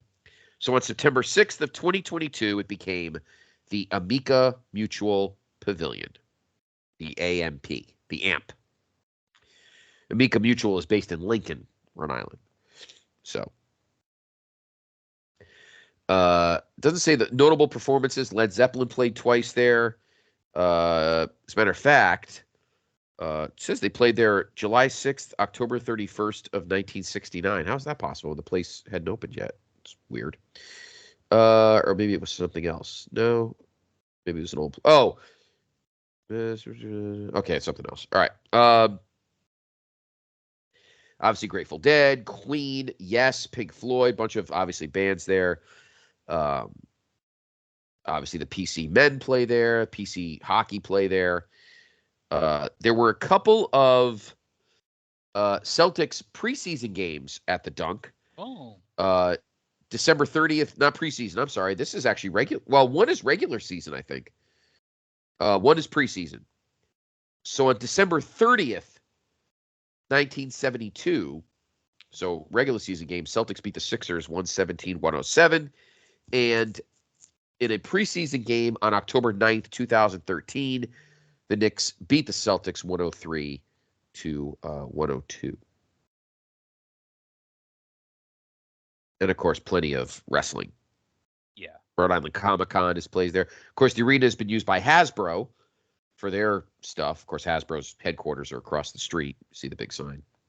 And, so, little history at the Dunk. And also, Hasbro would have the WWF toy line at the time. Yeah, exactly. So while we get a chance, I'll go over the NBA games because there's 11 NBA games this night. So, Justin's Hornets beat the Bucks tonight at the Coliseum in Charlotte, 91-80. Del Curry was the top scorer for the Charlotte Hornets. He had 21 points off the bench. Muggsy and Alonzo had 10 points. Larry Johnson not in the lineup. I'm guessing he was maybe injured at this time. But Vin Baker, top scorer for the Bucks with 19 points. And fun fact, Place to Be Nation's own Andy Afferton taught Vin Baker how to play WrestleFest. Yes, I know that story. I do. Okay, going to Denver at McNichols Arena and a preview of what was to come in the NBA playoffs. Nuggets over the Sonics 98-91. John Kemp 26 points for the Sonics. Mohamed Abdul-Raif with 22 points. But Scott, we know what would happen in 3 months. Yes, we would. Yes, we would. Amazing. First 8 seed to ever beat a 1 in the playoffs, and the iconic image of Dikembe holding the ball on the court. Yep. I remember watching that game, rooting for the Nuggets that game, and that was amazing. Well, I had no dog in the fight because for the first time I think in 17 years, the Lakers missed the playoffs in '94. Randy Fund was the head coach. Things were not good. Magic obviously had already retired. That was Worthy's last season. He would retire at the end. They were kind of a mess. Randy Fund was terrible. He was one of Pat's assistants. Not good. They would dump him and they would bring in Del Harris, who would kind of begin the. Well, he's kind of like Buck. He's like the Buck Showalter of the NBA. He's good when you got to start from scratch. When you're just about to start winning, you bring in a guy that knows how to win. So they went from Del to Phil. Pretty much.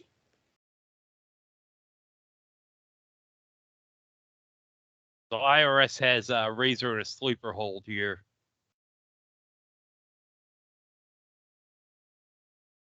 Razor's got to reach out. Come on, Razor.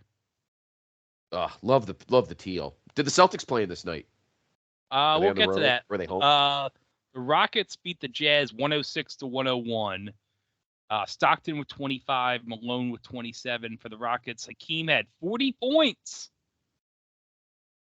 Big night for him.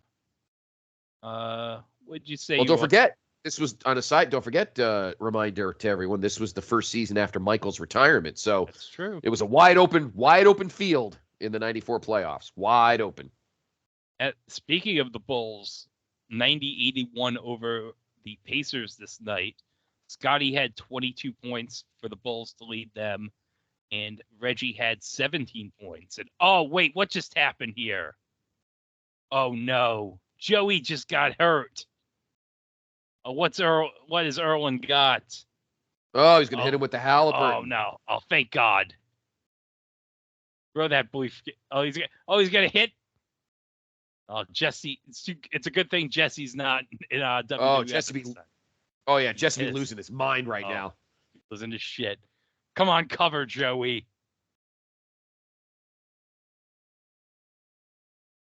Oh, this is. Oh no.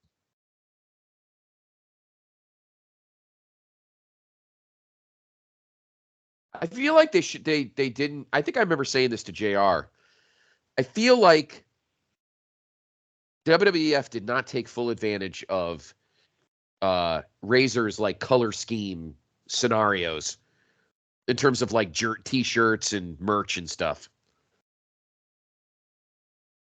That one t-shirt, which my buddy Gary bought, that weird one, the one like with his half face on it and everything. You'll see it in the crowd. There's a couple people right at the top of the screen that are wearing it. Those were hideous. Hideous. Okay, Razor's Edge. This is going to be all over. Thank God. Come on, Morella. Come on, Shake Joey. yourself up. Yeah. Wait a minute. Who's coming down? Wait. Oh, no. Damn it. Where did Shawn get that belt? Well, remember, that's the belt he still had when he lost the belt. He never gave the belt back to Jack Tunney. Oh. Wait a minute. We can't have two Intercontinental Champions. What is this? Yeah, what is this crap? My God, Morello, wake up for Christ's sakes. If Hogan was down, the match would already be over. This wasn't a terrible match. I can't get over how much I love Razor's color scheme tonight. Love the teal.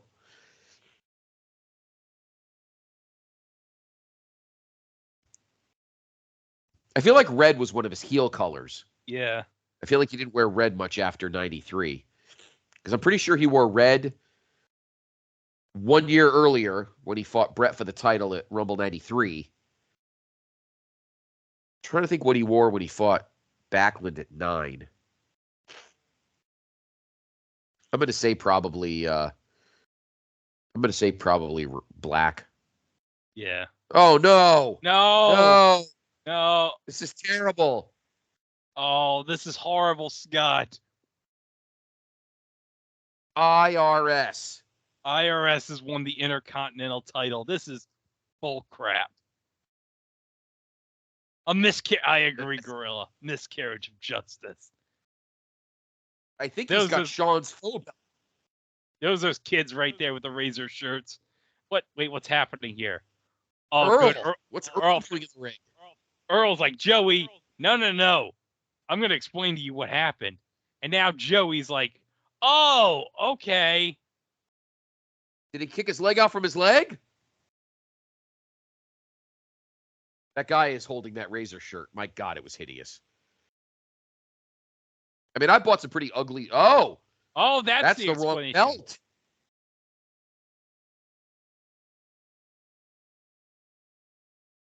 And he gave a Razor's Edge for good measure. That was funny. Now it's over. But Scott, this feud between Razor and Shawn, it still has to be settled. Wonder how they're going to solve this feud between Razor and Shawn with these two belts. Oh, well.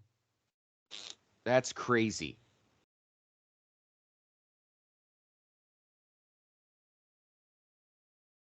So Razor retains his IC belt. He's holding both. Yep. I'm sure this isn't foreshadowing something. No, I mean, he's the undisputed champion, right? Yeah, should right? be. No matter what Shawn says. Okay, I wonder if Shawn was meant to hold on to the belt. I don't know. I don't know if Shawn was supposed to leave the belt in the ring, or I don't know. Oh, this is great. Oh, double wide, double deep. Yeah, because remember, Undertaker and Yoko had that thing at Survivor Series leading up to tonight. Yes. Now, there's... Oh.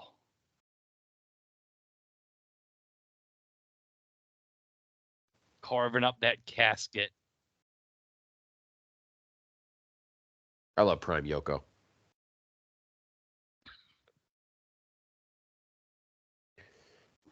And I think this match seemed to have been announced well in advance. Yeah. I just love Taker going, oh, oh, oh. So while Taker's cutting these promos here, let me get to the rest of the NBA schedule on this night. Yep. Hawks over the T-Wolves 98-81. Kevin Willis 34 points for Milwaukee.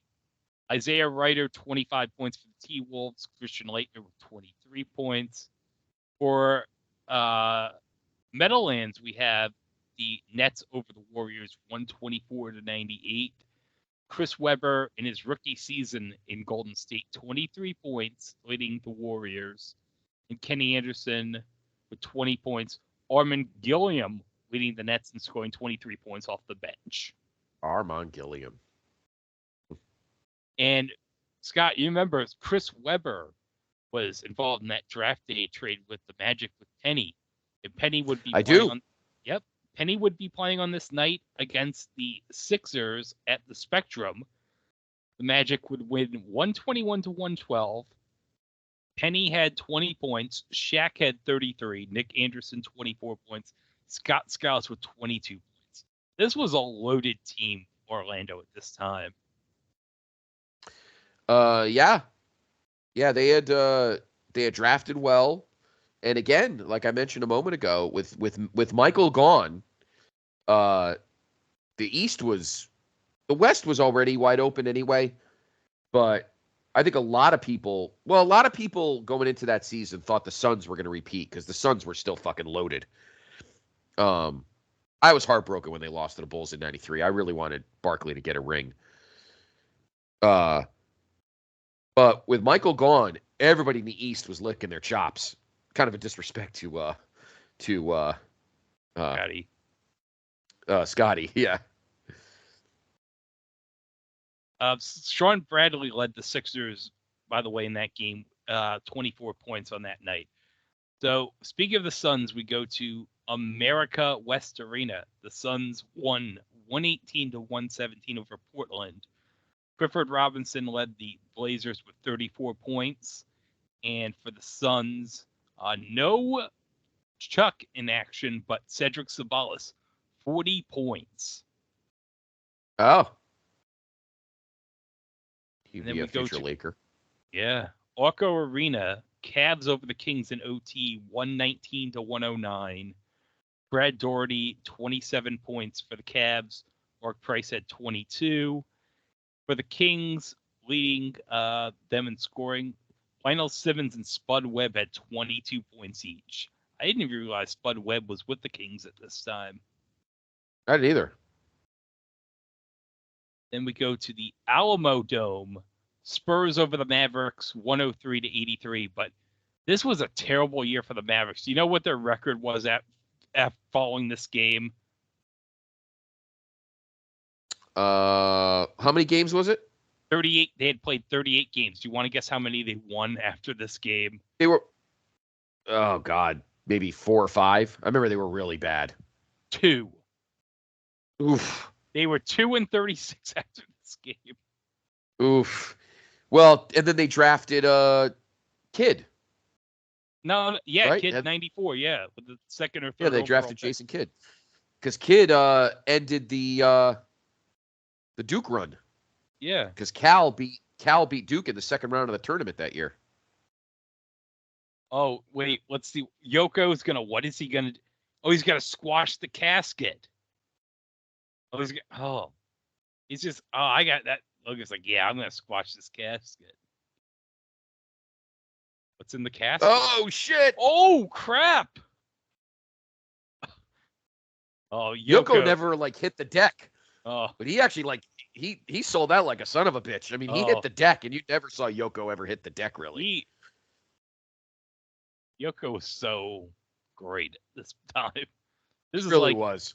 Oh, Yoko is legitimately one of the most unheralded heels. That was good. He fell on his ass. Yoko was one of the most underappreciated heels of that era. Yeah. There's another guy with a Baby Bees jersey on. Yeah. I don't own a Providence Bruins jersey. I just realized. Probably should. Do you want to know who led the Mavs in scoring this night? Christ, who was on the team? Jimmy Jackson.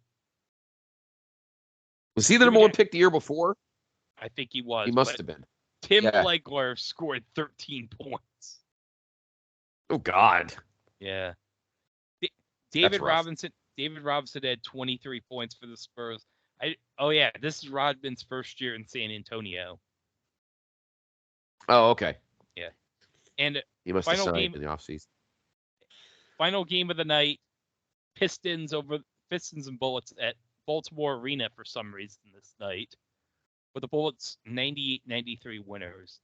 Joe Dumars 25 points, Isaiah 22 points, Terry Beals with 20, and for the Bullets, we have Don McClain with 31 points, Michael Adams with 23 points, and Tom Gugliotta with 21 points.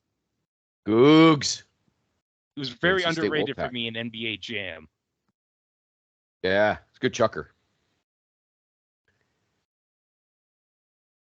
Get to the NCAA basketball top 25 during this match, since you mentioned Cal and beating Duke in the second round of that tournament. Oh, no, wait, Cal beat Duke in 93. 94 was the year with Grant Hill when they went to the championship against Arkansas. That's right, and they lost to 40 Minutes of Hell. Good call, Diener, you're right. It was because that's right, 91 and 92 they were. You know what I'm thinking of? I'm thinking, no, I got that wrong too. Then I was thinking of the Penguins, but I thought, no, that was 91 and 92 as well. Yeah. But we'll get to the Stanley Cup. Yeah. Hey, well, I mentioned the NHL is the All-Star game. That's true. It was All-Star weekend, but yeah, that's true.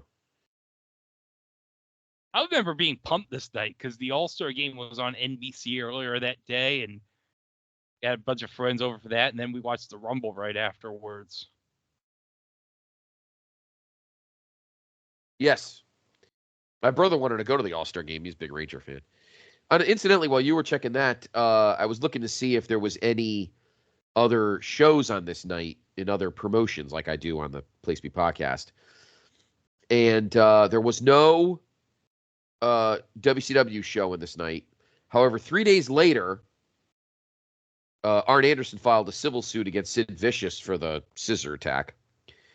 And then 5 days later, on the 27th, was Clash 26 in Baton Rouge. And that, I believe, was Bobby's debut. Yes. Yep. I remember it's when Gene gets the word from the headset. It's like, oh my God, this is the worst news I found out since my mother-in-law was staying over at our house. I know. Oh God. And Gorilla or Tony and Bobby would end up having good chemistry for the next almost 5 years.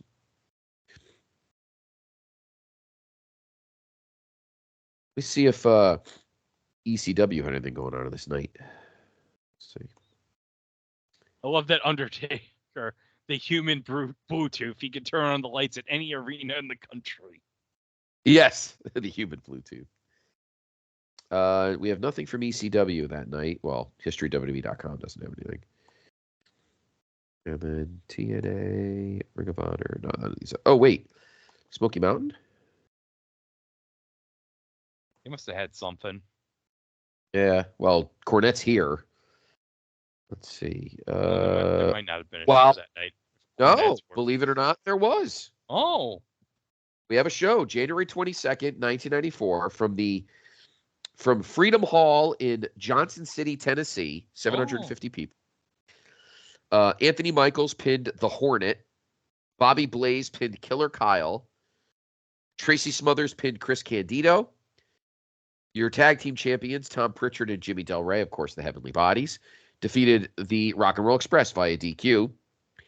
Your Smoky Mountain Heavyweight champion, Brian Lee. I wonder if he'd ever show up in the WWF, huh?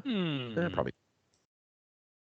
I don't think he shows up till 97 or what. I don't think he's definitely not here in 94. No, Scott, I can assure you, he's not here in 94 at all.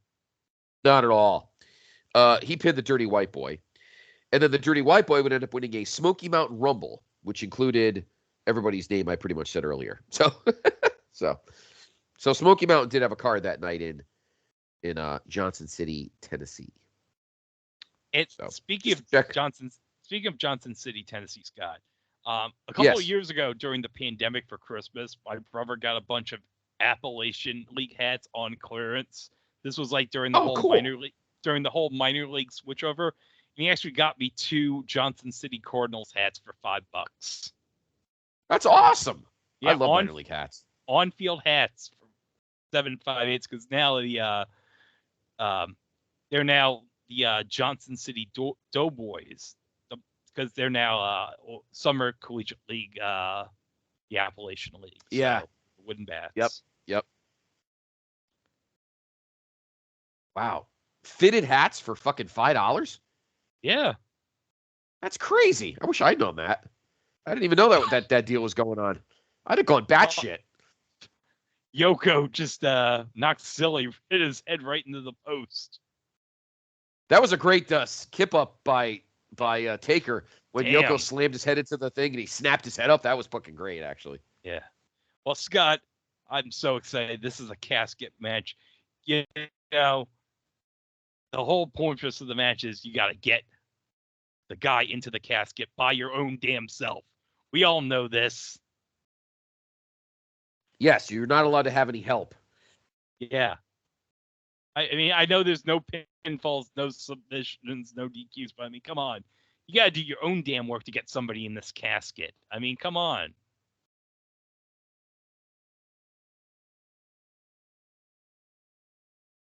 Oh.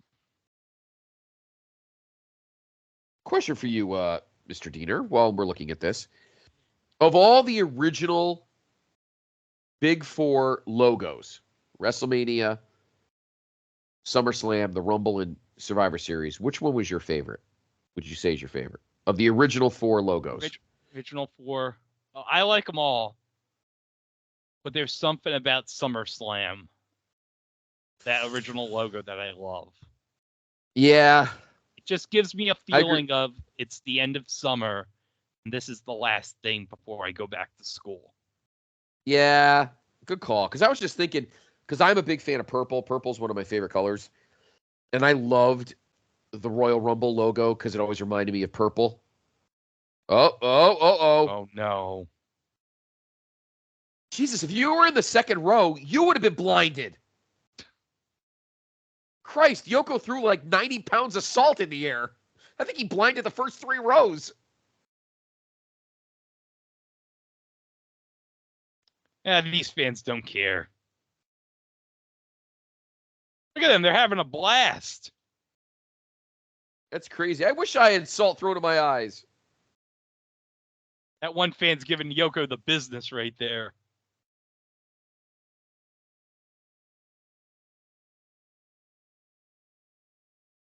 Damn, Yoko.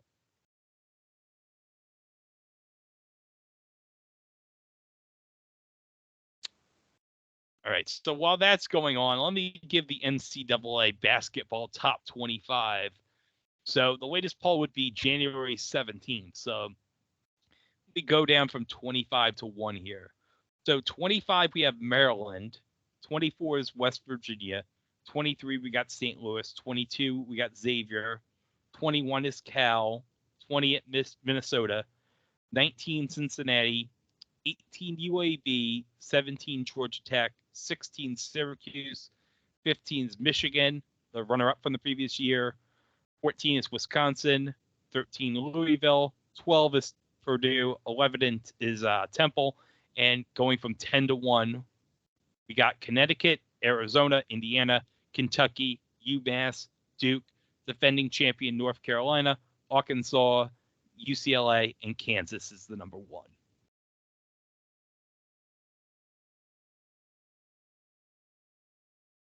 Speaking of college basketball, pretty good timing. With this show, Greg, because the team that plays in this building, Yes, the Friars of Providence, actually went on an epic Cinderella run in the Big East tournament. They finished 10-8, 20-10 in the regular season. Then they beat Villanova in the semifinals, 77-66. Then upset the second seeded and number 2 team in the country, UConn Huskies, 69-67. And then in the championship game, they beat Georgetown 74-64 to win the Big East tournament. So they would get an automatic bid to the tournament. They got an 8 seed in the Southeast, but lost in the first round to Alabama, 76-70.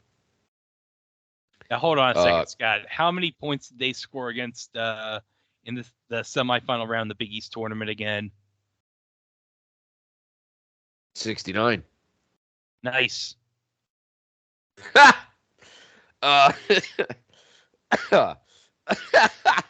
make me cough. Oh, man. I needed that. All right. Oh, man, what? The urn. Yeah, the urn gets Undertaker up. Yeah, Ted's like, what is in that urn? I wonder what's in that urn, Scott. I wonder what's in that urn as well. The reason I was looking at that was I was going back to trying to see what the Providence Bruins did that season. But there we go. Oh, yeah, this is going to be over in 1 second, Scott. It is. Wait, what? Wait, it's Crush. Why would Crush be here, Scott? I know he's with Fuji, but why? What's his deal? Why is he here? We're supposed to have one-on-one match here. It's a one-on-one match, Crush. You should not be here. You should wait for the Rumble. Why are you here? Why is Dave getting in Paul Bearer's face? I don't understand. Why is the refereeing so bad tonight? It's the evil referee cabal. The evil referee cabal. Kabuki? Kabuki? They know I like Kabuki. That's why he's wearing purple. So while another bad guy could... Wait a minute. Is that Teneru? Tenru? Well, remember, they're both here because they're Fuji's goons to help get Lex out of the Rumble. Ah, that's right. Lexi. Yeah. But Taker's still beating it. And now there's Bigelow. What? Why is... No. What? Bam, you have nothing... You got nothing to do. They're stopping Taker from... Wait a minute. Oh, no. Fuji and Cornette have the urn.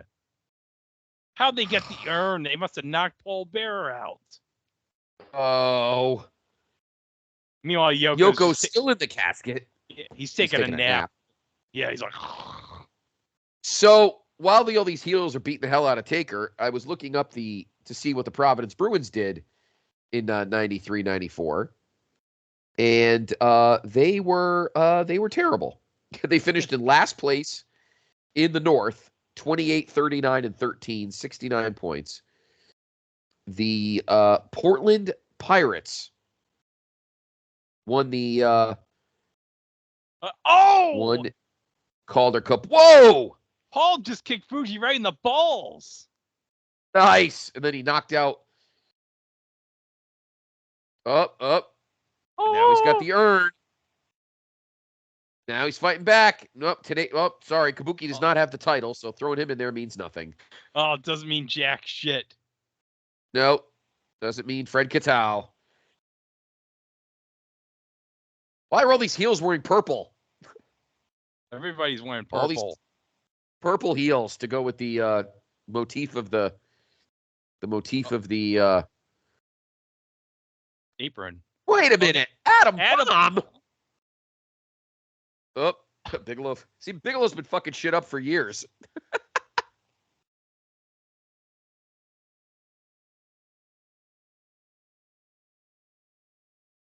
Double J?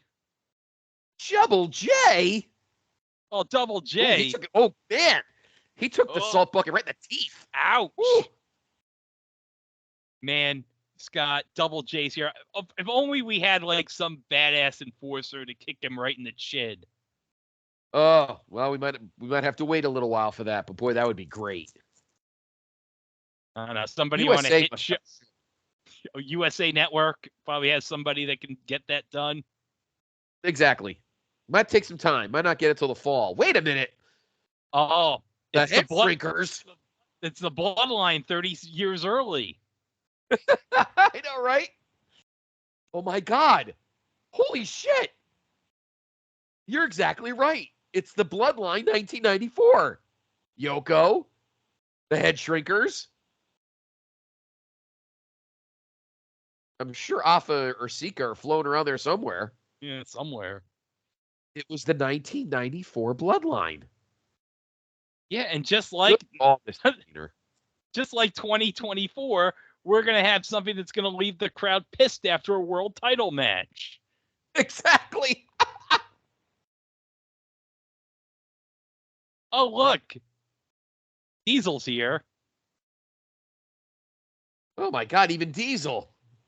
Diesel just, true Kevin Nash fashion, just showed up late. Like, I might as well join in.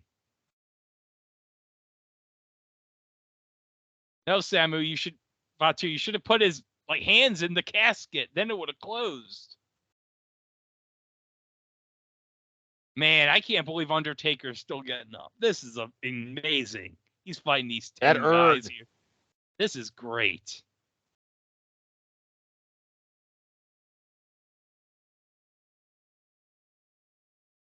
Oh, no.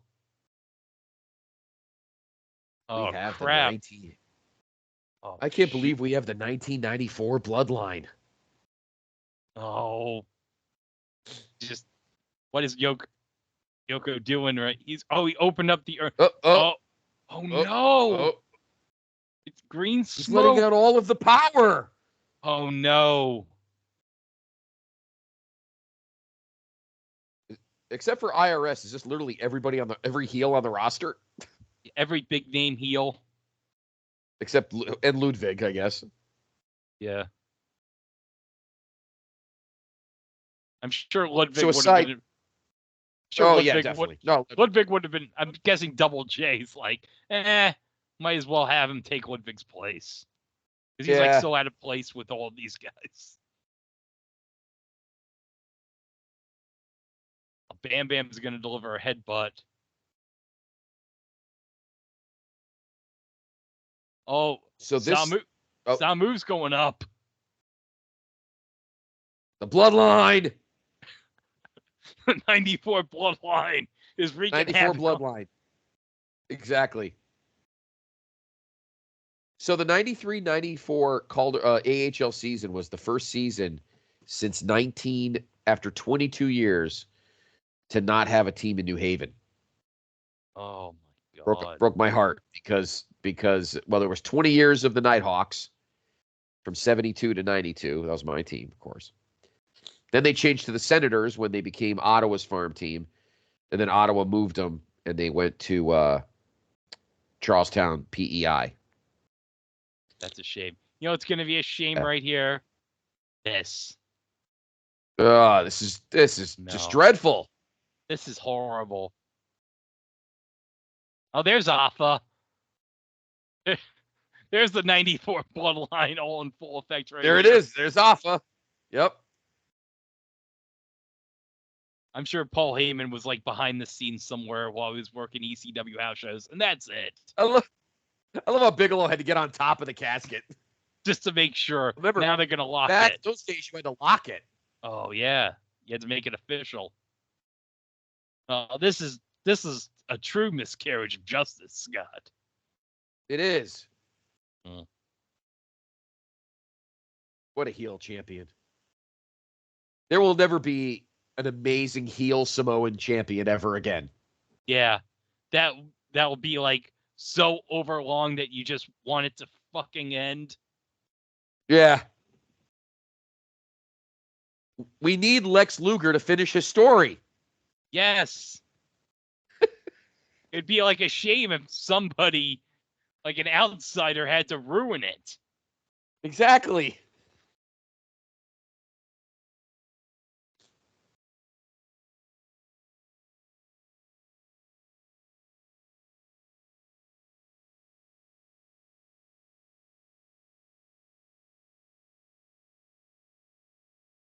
So they're wheeling the casket in the back with like every single heel on the whole roster, which is actually pretty wild. Yeah. And Yoko.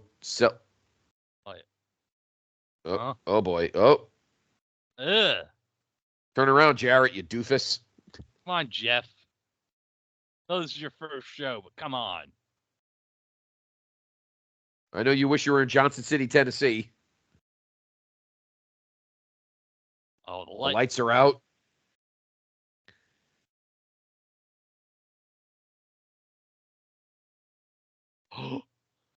Wait, huh? What? Huh? How is there a camera in there? How? Yeah, that's what I want to know. Is it like a special X-ray camera? Huh? Crazy. Now, I want to know what Justin's reaction was to this shit. He said the place was going nuts. And like I said, his seats, I'm pretty sure, were in like a secondary area, like second level area. But his buddy Jim, who I'm good friends with, his buddy Jim that he grew up with, he got his tickets at the last minute. Justin's uncle got theirs, quite a ways earlier. So when what we're about to see happens, I could tell you hilariously where his buddy Jim's seats were. Okay. So you'll laugh your butt off. Okay. Literally butt. On a side note about the 93-94 AHL season, the Springfield Indians, who were one of the original founding members, moved to Worcester after 52 years in Springfield, but the Springfield Civic Center was a shithole. So, And the Baltimore Skipjacks, another old school AHL team, would move to Portland, and they would end up winning the Calder Cup. Their goalie was future Washington Capital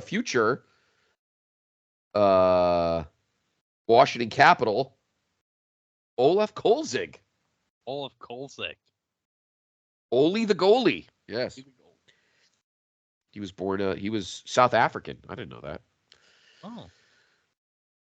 So now we're seeing this incredible moment of Taker's body being lifted out of the screen. Now, the rumor is that that's Marty Jannetty in the role of Taker being lifted. Now, do you see about now we're about Taker's body's about halfway up? Yeah. That's where Jim's sitting. Where the banner is. He got a great shot of Taker's ass. Or Marty, in this case, Marty Jannetty's ass. So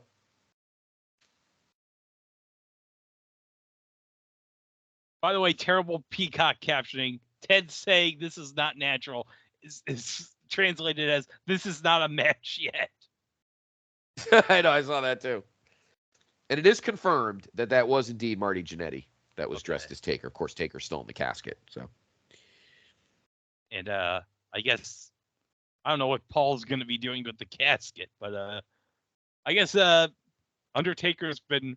I guess now he's dead, and he's like Jesus. He's going to come back one day. I don't know when he's going to come back, but oh, well, I bet Ted's not thinking like, man, when he comes back, I'm going to be so screwed. But in the meantime, while he's gone, I have a great idea. Hey, what's primetime Brian Lee's phone number? Maybe I should call him up. you know, he looks a lot like him. Hmm. Just saying. Just saying, he looks a lot like him.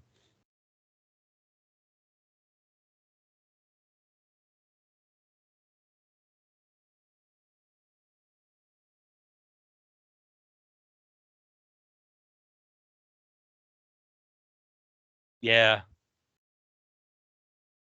Yeah, I agree, Ted. I would not be sleeping well either. But we witnessed something amazing as Otherworldly. Otherworldly as Paul is taking the casket. So now we're going to get prepared for the big one, Scott, the Royal Rumble matchup. And we got some comments involving the participants. Yes. Including, of course, Macho Man, Randy Savage. Jeff Jarrett's not winning the Rumble. But ain't he great? He is great, but he's not winning the Rumble. Tatanka could win the Rumble. Yeah, he could. He could. I could buy him as facing Yoko. Well, at this time you're thinking, well, Diesel, yeah. But man, could you imagine the comedy of Doink won the Royal Rumble? Could you imagine how amazing that would be? I think it would be worse as if Dink won the Royal Rumble. Oh, I would love it if Dink won the Royal Rumble. The greatest mismatch in WrestleMania history. Yokozuna. Oh, be fair. No, Yokozuna against Dink.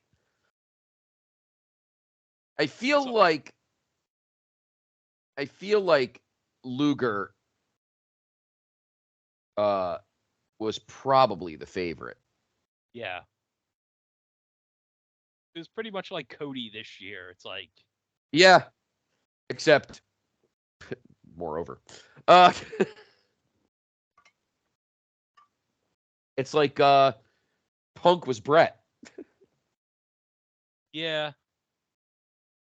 So while we're getting our little interlude here, like we always do here on WrestleTRAXX, we always announce when we get to the main event of this current show, we mention next month's show. So next month, obviously, is February. So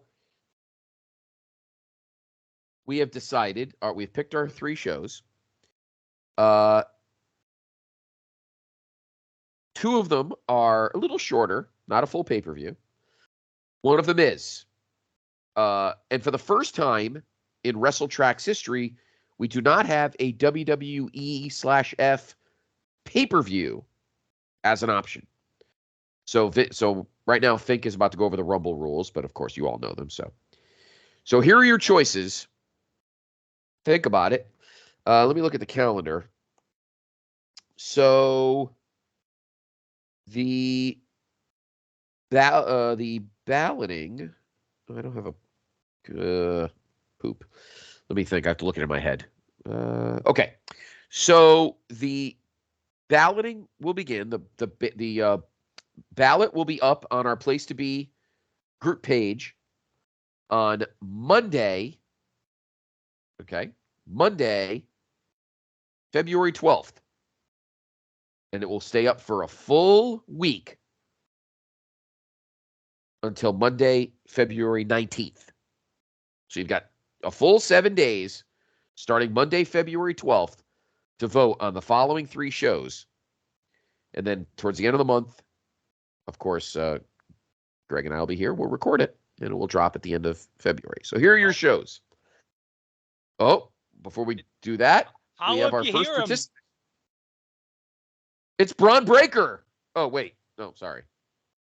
Pretty much looks like him.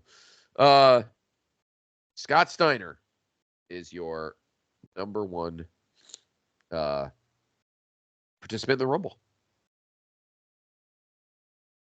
This will be it for them, by the way. Yeah. They'd be gone after that. Oh, no. You were there until Mania, until June. Yeah. Yeah, I think so. You're right. Samu. A member of the Samu, a member of the original Bloodline. So here are your choices. Choice A, the first main event from February 5th, 1988. Yes, the main event with the plastic surgery. Choice B, main event number 2 from February 4th, 1989. The pimp slap heard round the world. Oh, God, please. And no, Steve Bennett will not be on that show to argue with me. So, and finally, choice C, we go out of WWE for Super Brawl 2. Super Brawl 2, of course,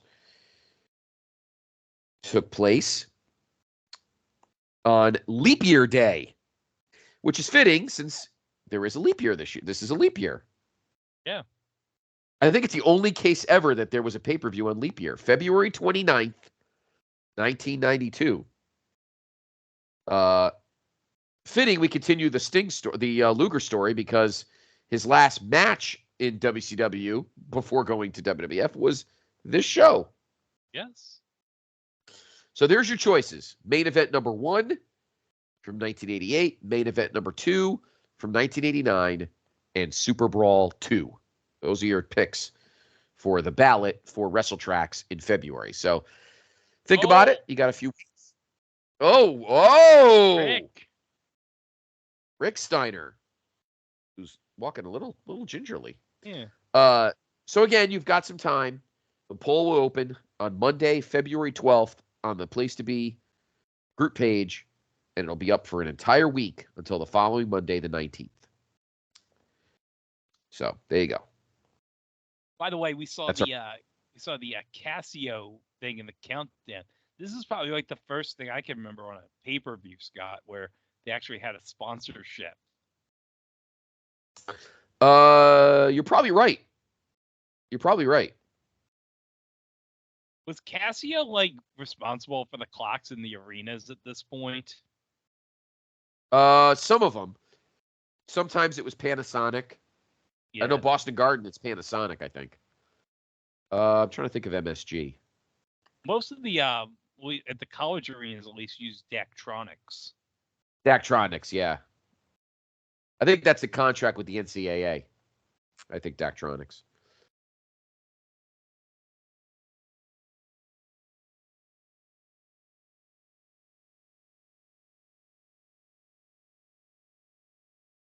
Okay, good. We do have some openings, by the way. I'm sorry, go ahead.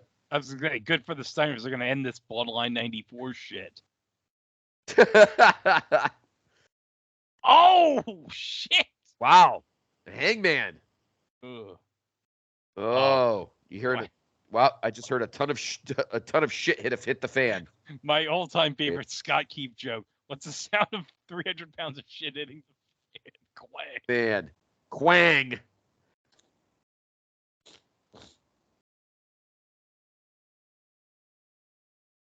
I love Savio.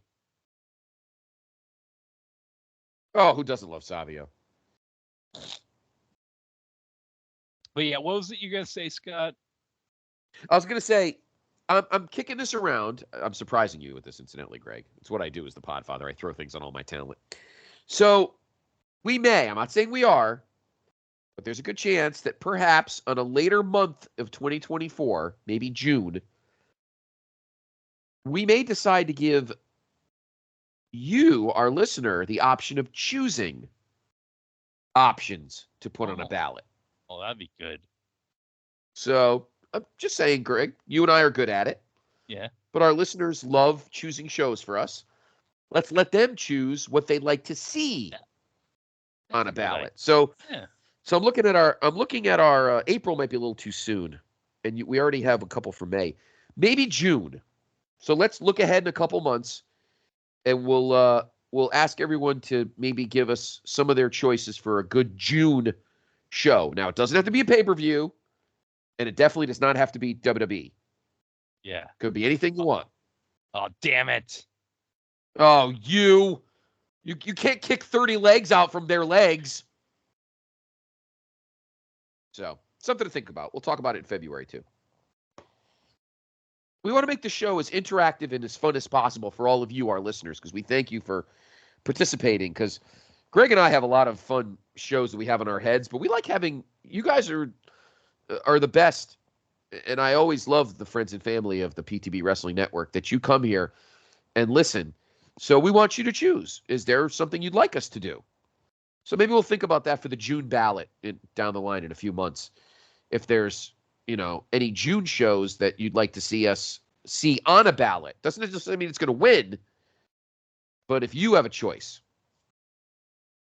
Because I have a pay-per-view that I would love to watch, but I don't want to spoil the beans on it. But I'm kind of biased because I love the main event of that show, but I'd like to see somebody else pick it. Oh, Owen did he punch Rick Steiner in the nuts before knocking him out? I think he did.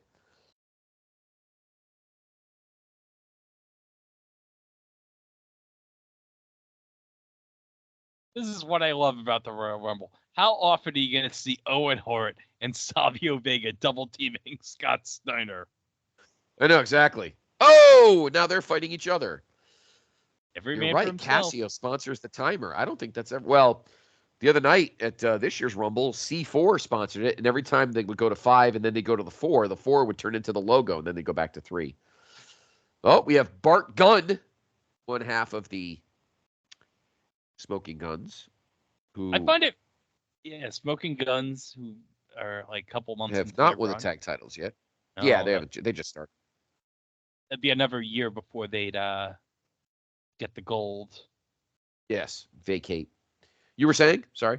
I was saying it's funny that C4 sponsored the Rumble, considering one of the wrestlers on the show has his very own energy drink. So it's like, I know. Yeah, well, listen, they do Subway. They've done Subway a lot of times, and Brock has Jimmy John's on his fucking tights. So whatever. It is what it is, I guess, right? Yes, the Smoking Guns, just brand new tag team, started in late '93. We'll see Billy in a little bit. This is Bart. Who is going to win this match and go to Madison Square Garden on March 20th to face Yokozuna?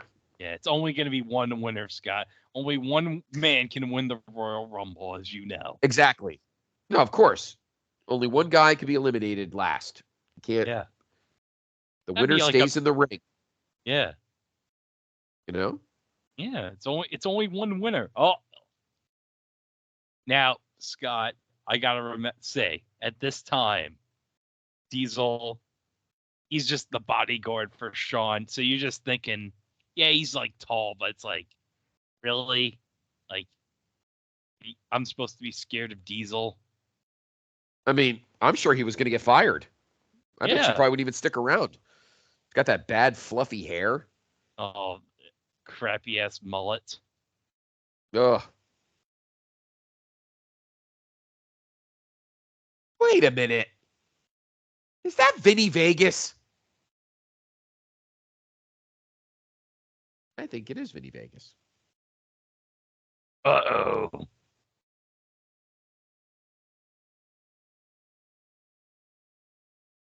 And I do like the fact that heels are hitting heels.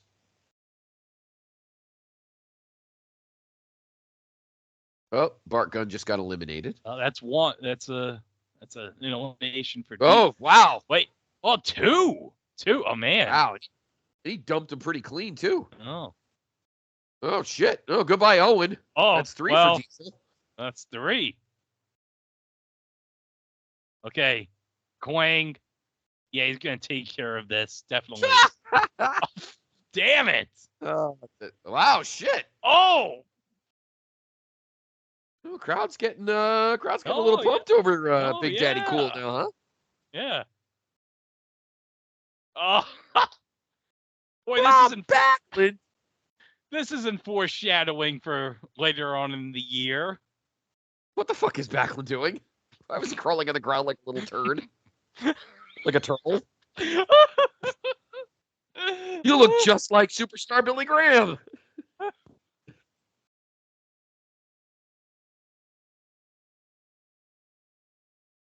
Oh. You know, Bob Backlund's one of those guys that'll just be a career babyface, you know? Yeah. Can't ever see him being a heel, right? No. Nah. No.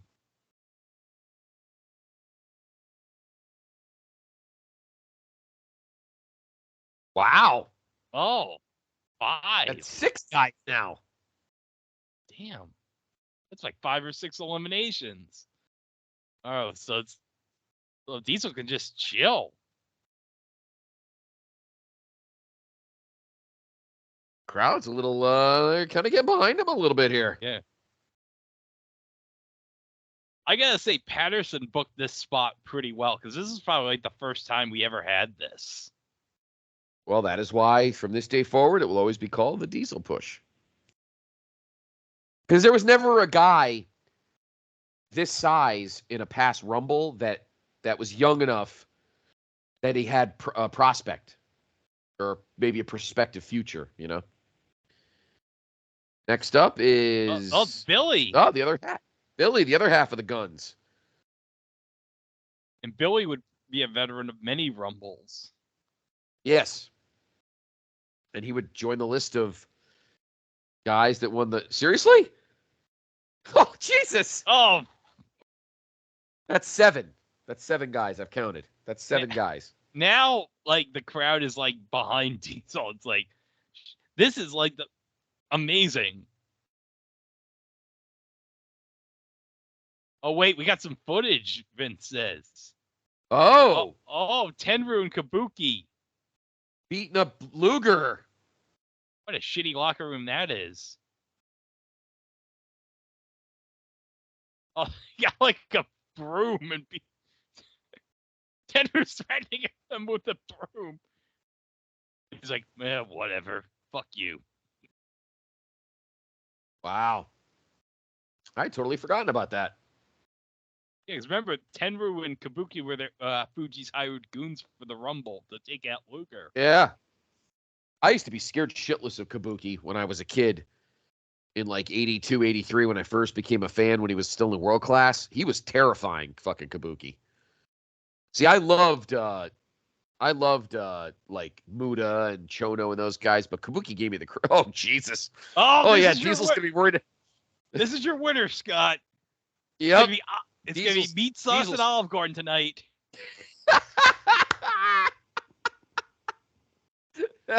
Meat sauce. I love how DiBiase said, "I'm gonna enjoy this, McMahon." Oh, jeez. Oh, Vince said Virgil's the alternate for Kamala.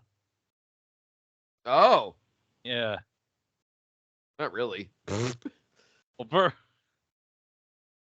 yeah, see you, Diesel. See you, Virgil. Oh, no. That's Well, 8 guys. well, now Virgil can go to Olive Garden early tonight. Yep. Breadsticks and soup, man. Breadsticks and soup. Yeah. And salad.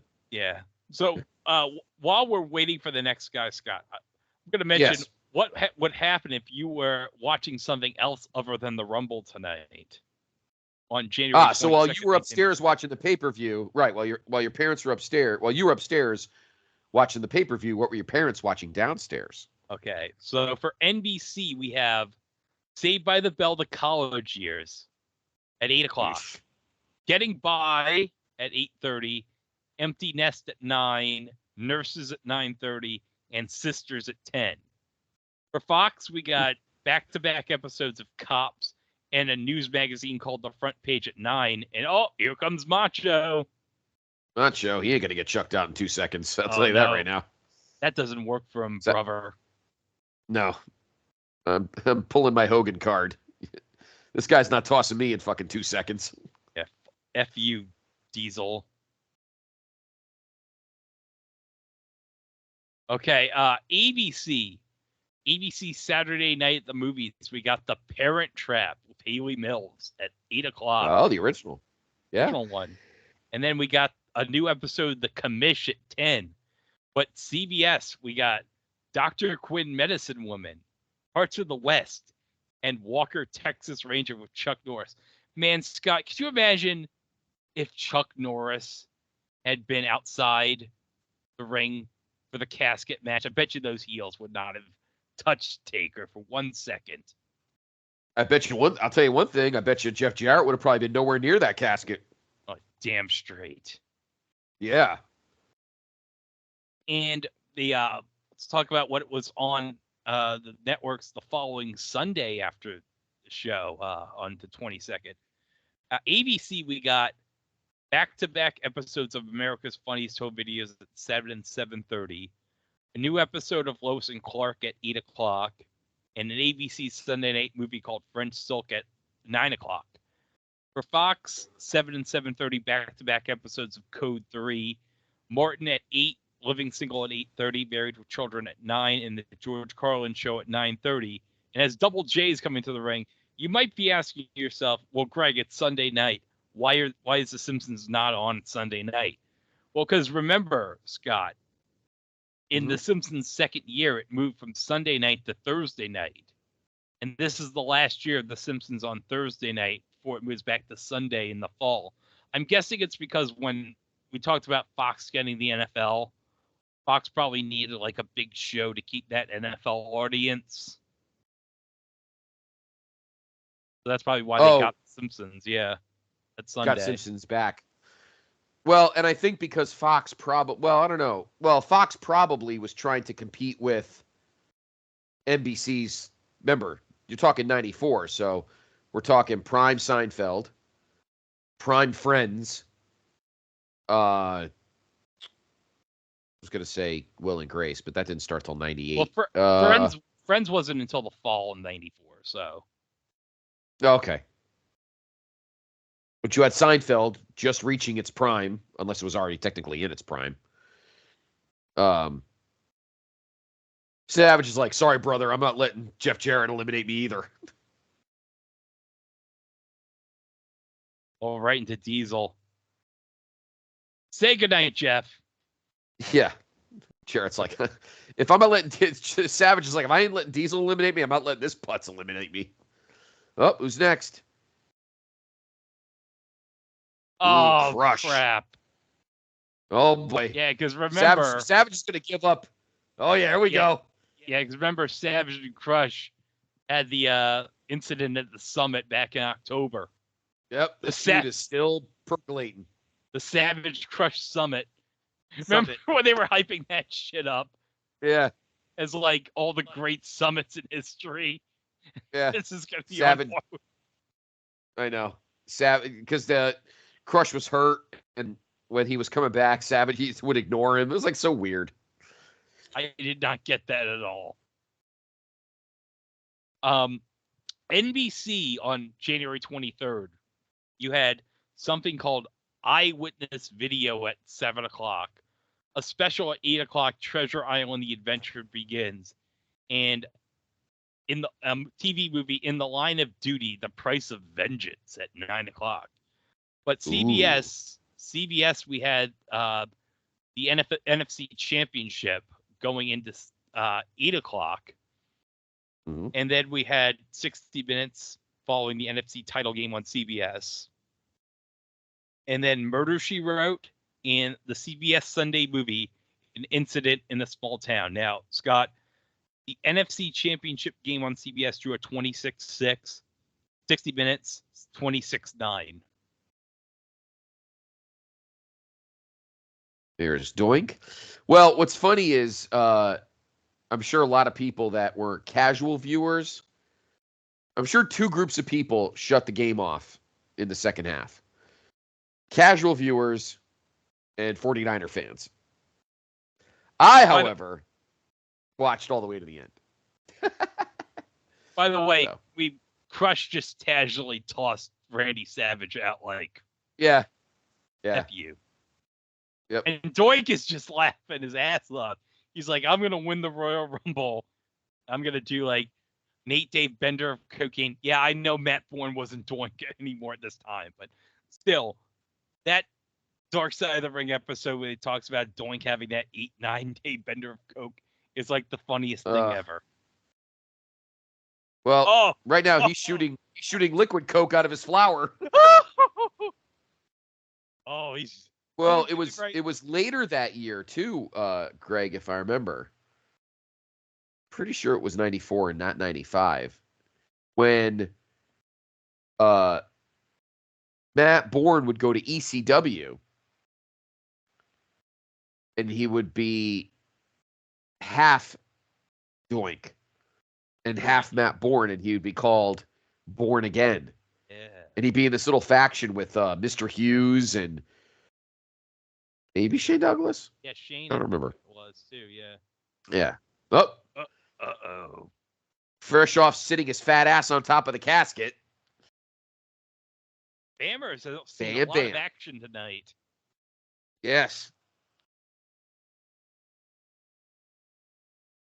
Oh, how nice if Crush and Diesel, they're just going to open the ropes for him. How nice. Heels band together. So you got three massive heels and Doink. Well, you know, Crush, Diesel, and Bam Bam, they're all part of the 94 bloodline. Each of them can take turns of being the Sami Zayn of the group. Yes. And goodbye, Doink.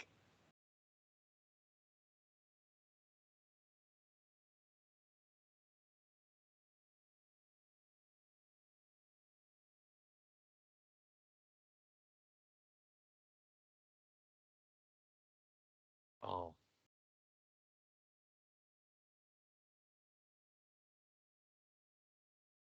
There's something about those vintage Royal Rumble aprons that always get me in that sweet spot. Yes, that's what I'm saying. It's the color scheme, that font. I was so bummed in 96 when they got rid of it. Yeah. So now the three heels are fighting each other. Bigelow, Diesel, and Crush's. Oh, damn. We got some more beef coming in the ring. Mabel.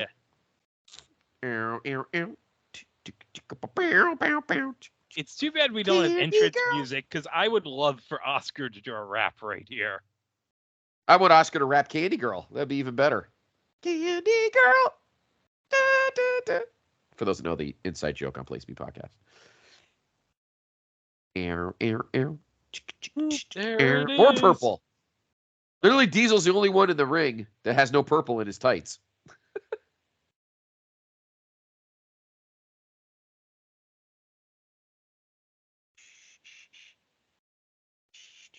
Ooh. Man, could you imagine if Diesel and Mabel fought each other in a match? Say that again. If who?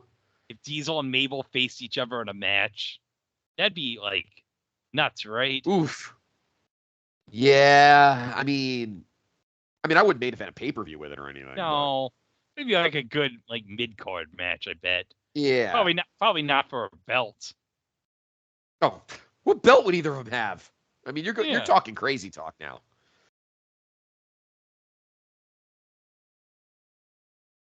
So we got Vince is saying three. a lot. Vince is saying a lot. Now I know why Susan St. James said it a lot at Mania too. Exactly.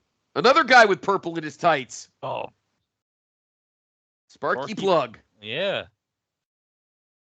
So literally, Diesel's the only one in the ring that does not have any purple in his tights.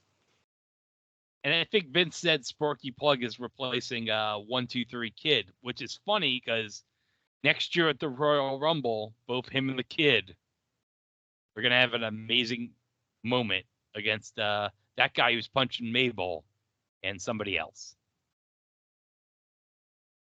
Yeah.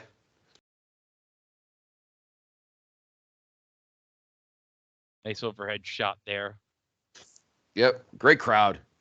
I always said that to JR too. I said you guys were a great crowd.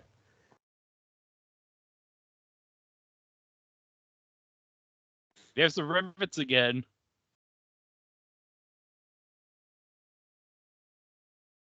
Ooh. Did Bob Holly borrow Razor's boots from earlier in the night? Like the same shade.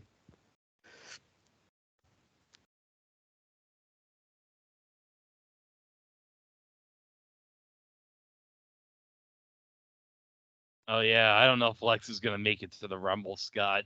Tenru and Kabuki I don't know. had number on him. Yeah, they wrecked him pretty good. No, guess the story won't end tonight then. Yeah, that's a that bummer. Sucks. Who's gonna win though? Who's gonna face Yoko then? Diesel? Well, that'd be like weird. Oh, here, Shawn. Shawn Michaels. Oh, what's gonna happen with? Oh, are we gonna get Diesel and Shawn? We gonna see something here between these two? I don't know. I'm sure Diesel and Shawn would never fight because they're buddies. That would never happen. Yeah, see, they would never. I mean, they're good friends, Scott. They could never be better enemies. And look, I know, right? And look at that. And Diesel finally got eliminated. Shawn didn't help him any. Good friend you are. But that would be a mistake. They're friends forever, like you said. Yeah. They would not make better enemies. They're really good friends.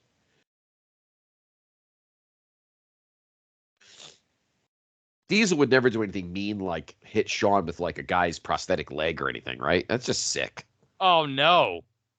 Never happened. That would never happen. It would never horrify my mom while randomly walking into the room while I'm watching a match. I know, right? Sorry. By the way, hate to break kayfabe, but true story, that actually did happen. I assume so.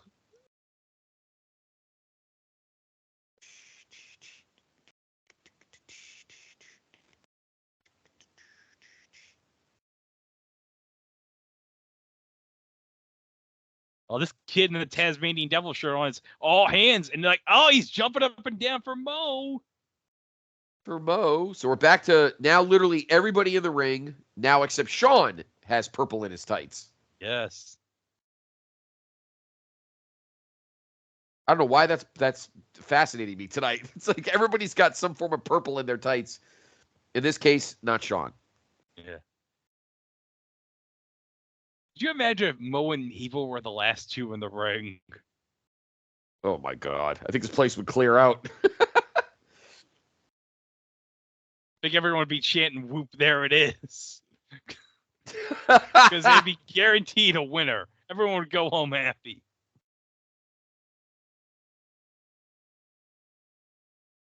Incidentally, earlier in the night, or it might be right before the match, President Jack Tunney had announced that they tightened the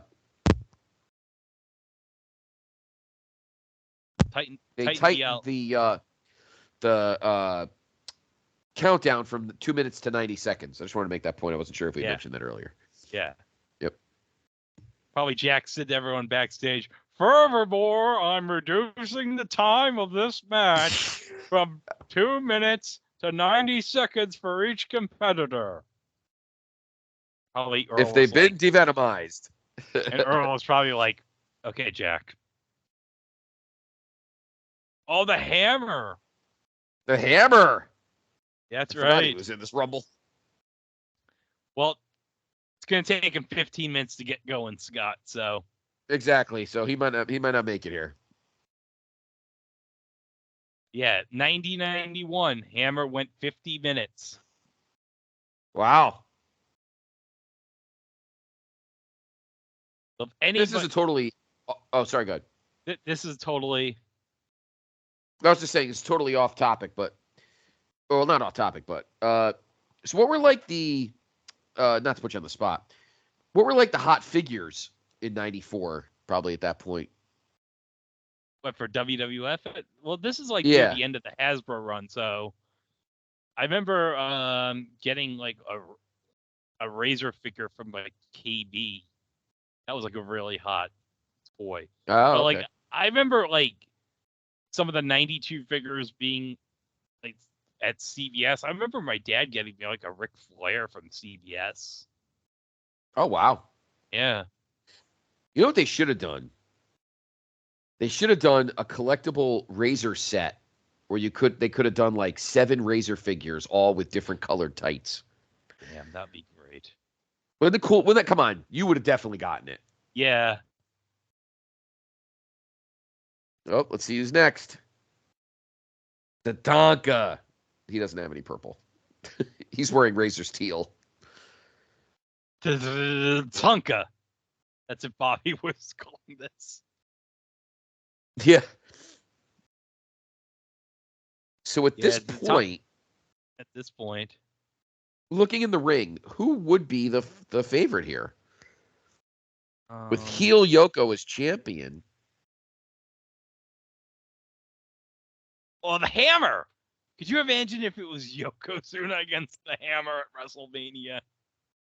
Well, the Hammer hadn't gotten a title shot since I think him and Hogan had a match in like maybe mid '84. I know it's on the first. I think it's on the first Hulkamania tape. I think he wrestled. I think they wrestled at the Spectrum. Back when Hogan was still. Yeah. Well, yeah. It's back when Hogan was rotating his old AWA tights.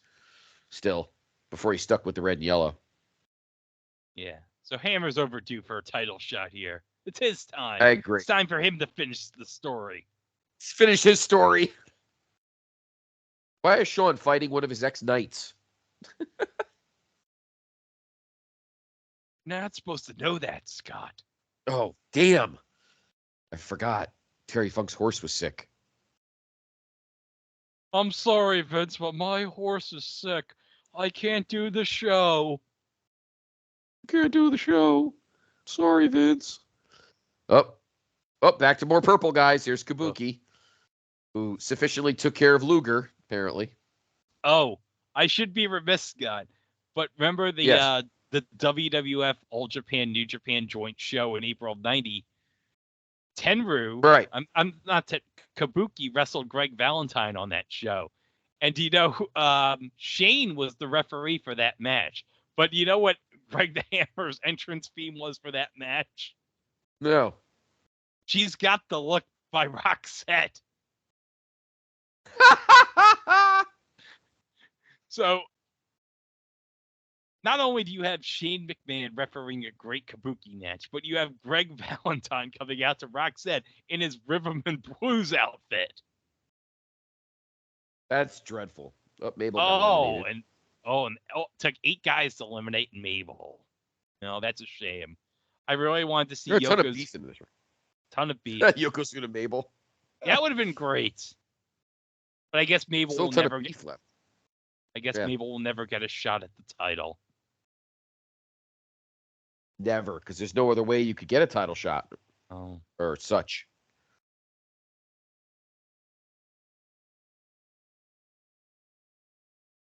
I don't think we're going to see Luger. No. Oh, guy scraped up off the floor backstage. He's got to be the favorite now. Oh, yeah, he's definitely going to win this. He's finally going to get that title shot of that bullshit Smoky Mountain Magic. That always, like, me laugh. Smoky Mountain Magic. What the fuck does that even mean? I have no idea. Just some he chucked one of his thugs, Kabuki. One thug's gone. Well, Tenru, I think, already got eliminated, so Tenru.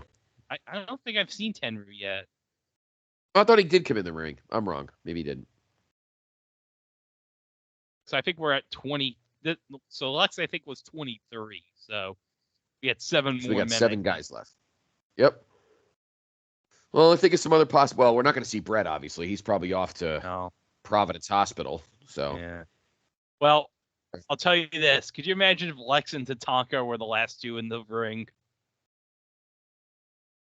I mean, they're friends, right? They would never not be friends again. No, they would never right? not be friends. I don't. No, not at all. Neither one of those 2 would ever sell out, Scott. No. He wouldn't sell. And I was just thinking, no, not at all. And I'm thinking, man, it's a shame Brett won't be in this match because you can't come back and get your leg kicked out from your leg. I mean, that's huge. It is. Can't come back from that. Like that one kid had a Lex Luger sign right there. Okay. Oh, there he is. I was only off by 1. He casually was like, "Yep, I'm here." So, of course, the other thug comes in. Tenru was awesome. Oh, he was. He was a good $2 steak.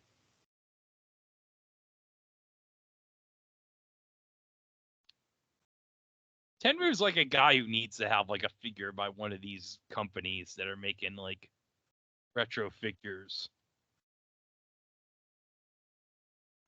I wonder if they let's see, I got to talk to either Mark Poirier or D'Amato because they both were there this weekend in Tampa. And I'm wondering if like these other big shows, because I've been to Manias with Superstores.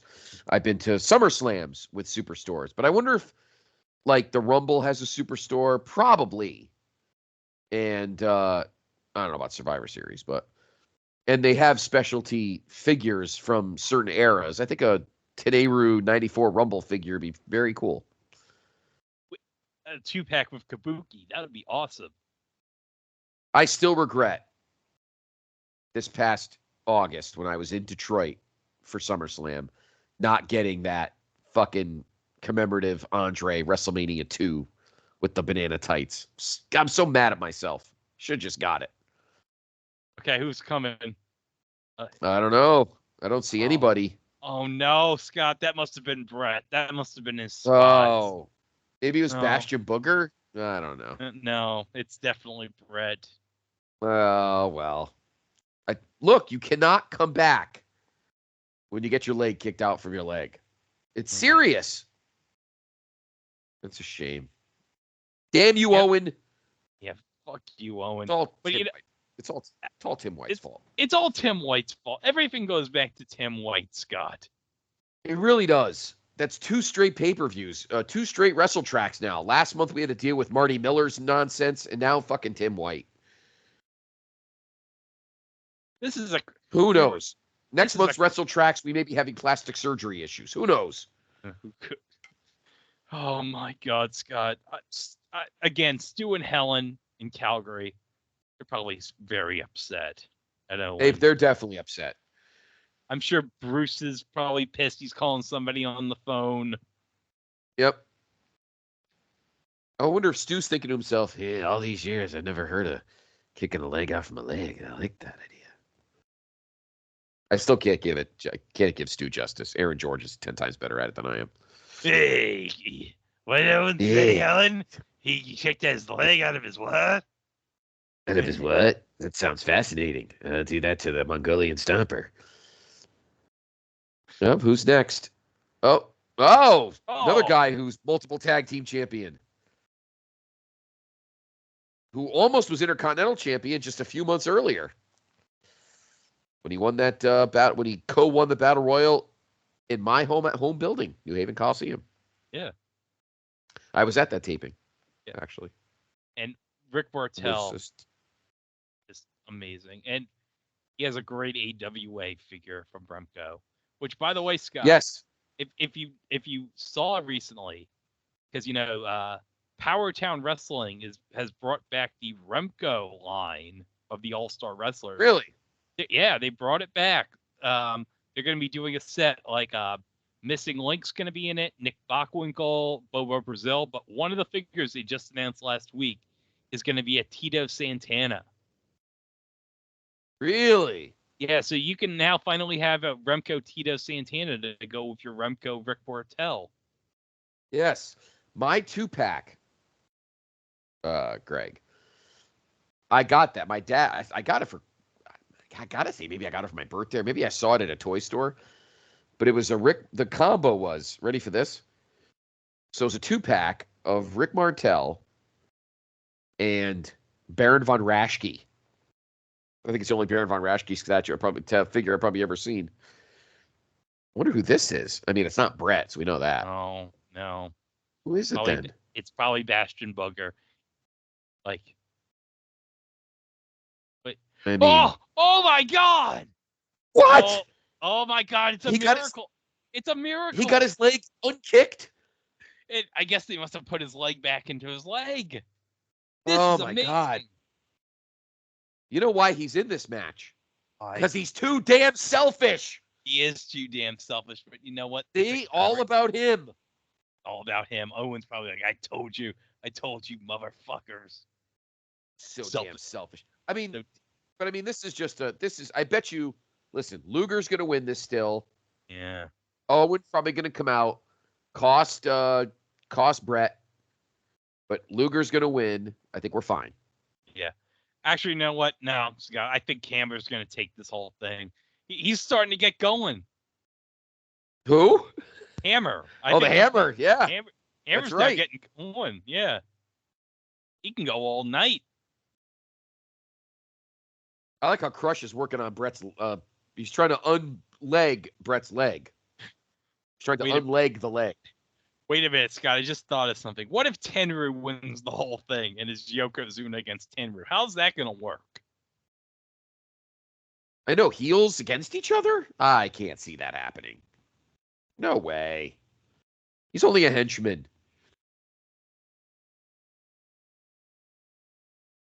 Who's left?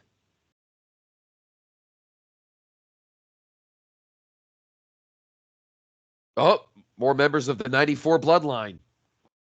How many 94 bloodline members we got? We got Tenryu, we got Fatu, we got Bammer, we got Crush, Kabuki. So we got 4 94 bloodline in the ring right now. Yep. I think Kabuki's still in. No, I think he got eliminated. Yeah, Kabuki was already gone. Luger was already eliminated. So you got we have Fatu. Guess what? Let's go right to Luger. Yeah. I didn't realize how long Bob Holly's in this. I agree. I had no idea either. This is like a really impressive showing for him. I agree with you 100%. I think you're totally right.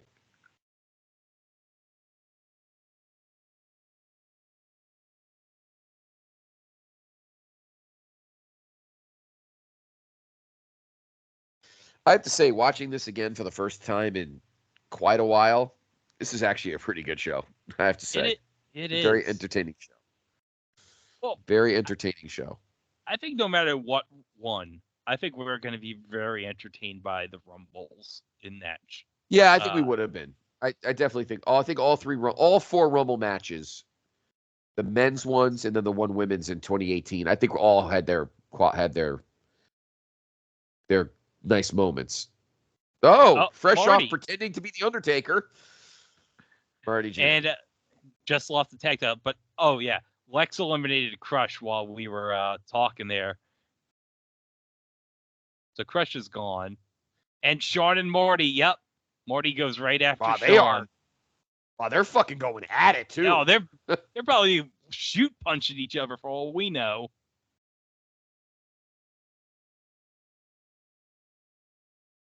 Well, remember, Marty beat Shawn for the belt on that May 17th, 93 Raw for the Yep, with Intercontinental the help of title. Diesel. Yeah. Yep, I think it was in Utica. And Shawn, or no, Albany. I think it was Albany. Yeah, Shawn won it back in Albany. Albany a couple weeks later. Yep. By the way, Shawn was going for the super kick while Tenryu was holding Marty, and Marty ducked out of the way. But thankfully, Shawn did not kick Tenryu in the face. Could you imagine if Shawn did that to somebody? Yeah, like why would Shawn miss? He's not that clumsy. He would right? never hit somebody in the face by accident with the super kick. And if he did, I mean, he would admit it, and he would admit it was his fault. Shawn's a good friend like that. Yeah, because him and Diesel, they're the best of friends. They'd never. They are. Absolutely. They're two dudes with big-time bad attitudes. And now here is from 3 Mile Island. I was a huge Atom Bomb mark. I don't know why, but I just was. Yeah. So yeah, he's got a pretty good stat. He's got a pretty good figure, right? He had a good figure. Yeah, Cella Toys, I think, or one of them came out with like an Atom Bomb figure a couple of years ago. There's also one that glows in the dark too. Really? That's awesome. Yeah, it's a glow in the dark Atom Bomb figure. And it fits right in line with your Hasbro. So that's somebody I'm disappointed never got a legit Hasbro figure back in the day. Atom Bomb. Yeah. Yeah. Yeah. Hammer's still in there. Hammer's, he's gonna win it, Scott. I got a feeling. Yeah. Sorry, Luger. We're kind of pushing for Hammer. Yeah. I wish Lex. It's story. Oh, somebody got eliminated. Oh, Brett and Shawn eliminated Holly. So. Okay. Gotta say, great showing for Bob. Yeah. Okay. Well, Vince is saying the guy who didn't come out was Bastion Booger because he got a little sick. He didn't come back for the Batcave. Well, I guess he must have eat too much at the craft service table. Exactly. So let's see. We have Tenryu, Brett, Shawn, Martel, Valentine, Luger. I think Bigelow's still in there. Yeah, Bigelow's still in there. Fatu, Mo. There's still a decent amount of dudes in there. All right, let me just think of people who probably could legit win this.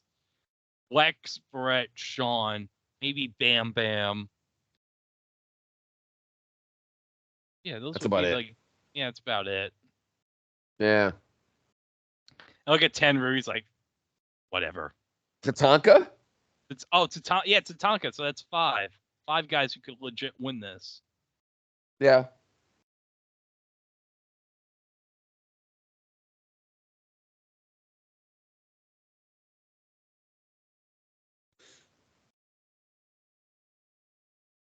Hey, could you imagine Yokozuna against Shawn Michaels? Yeah, that the guy who claims that he's the Intercontinental Champion because he never lost it against the World Champ. That'd be crazy. That would be crazy. It's entirely impossible. Oh, Adam's gonna probably take the leg out from Brett's leg again. Make Owen happy. Yep. Meanwhile, Bloodline's still working Luger over. No, I think this is it for Lex. Oh, no. Okay, good. He's still in it. Yep. What a showing for Mo. Yeah. I figure Mo would have been eliminated eventually. The 2 most impressive people in this match, Mo and Bob Holly. Yeah, right? Yeah.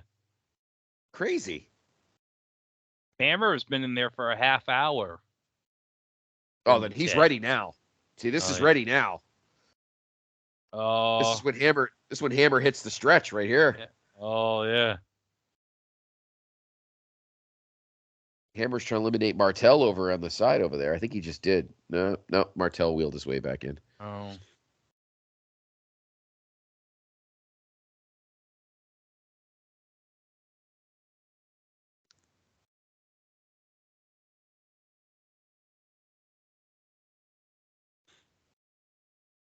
It's a good, solid end here. What is there? There's still a decent amount of guys. What's there, 10 guys in there? Yeah, 10 guys. 10 guys. Maybe even more. 1, 2, 3, 4, 5, 6, 7, 8, 9, 10. I think there's 11. I think there's 11 guys left.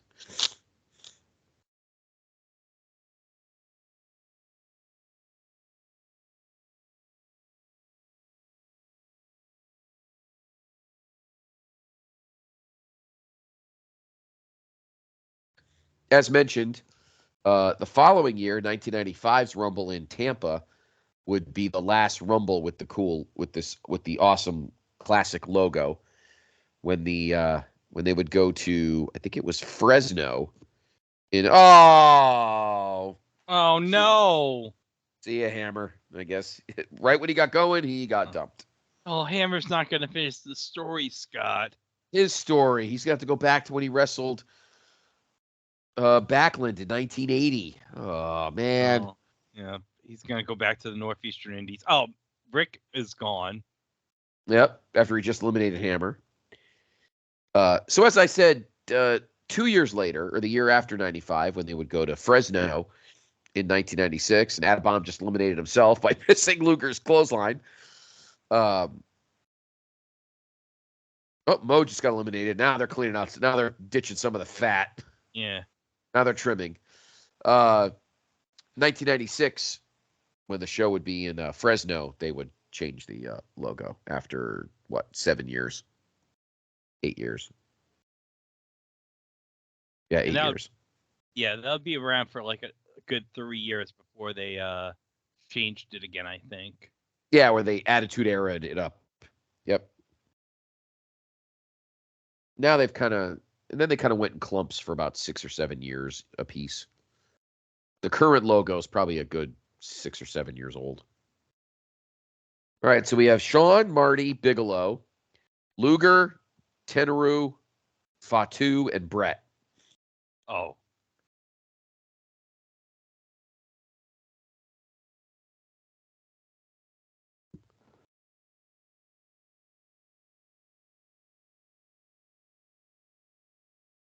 Bigelow working Luger over. Oh. And Bigelow and Luger just finished off Bigelow, and Bigelow missed a move, and Shawn just eliminated Marty. Oh, typical. And somebody, yeah. And then somebody got eliminated on the other side. I wonder if it was Fatu. Now Fatu's still in this. Fatu's still there. I thought somebody got eliminated. I saw somebody's feet. Maybe not. All right, so now we have Luger, Shawn, Tenryu, Fatu, and Brett. Okay.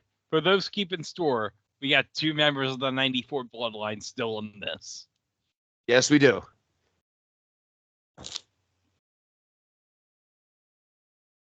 What? No, Mr. Fuji can't have this. No, bloodline members can't be fighting each other. You're supposed to only protect your Yokozuna, your chief. Chief? Interesting. Oh. And Tenryu's just sitting in that corner chilling. Oh, he's laying into the chops now. Woo!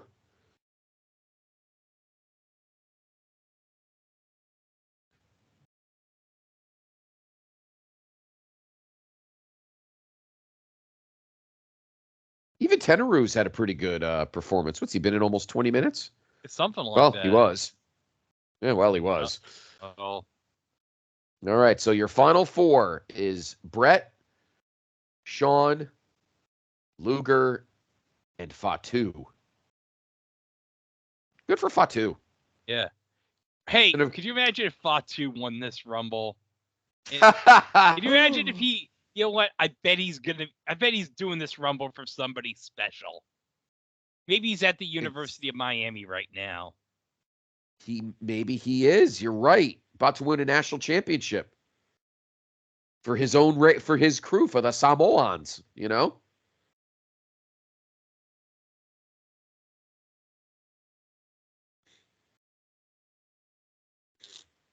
Ooh. Well, Shawn will probably eliminate Brett because, Brett's leg is about to come out of the leg again. And then maybe Luger eliminates Shawn and we're good. Or maybe Razor comes out and helps Luger eliminate Shawn. Yeah. The possibilities are endless here. The possibilities are endless. Well, you know what, Greg? I think you've been right this whole night. I think that is a WWF hat on that Providence, on that Bruin guy's head. Yeah, he's like my MVP. my MVP of the night. Except for that gaggle of girls that's in the 10th row that's got all the Razor Ramon shirts. Close number 2 is the kid in the corner with the Tasmanian Devil shirt, of course. Yes, it's so 94. Probably got at the WB Studio store at the mall. Yeah. Oh, there's 2 mall. Well, there's the big Providence Place mall. Ooh! That mighty forearm.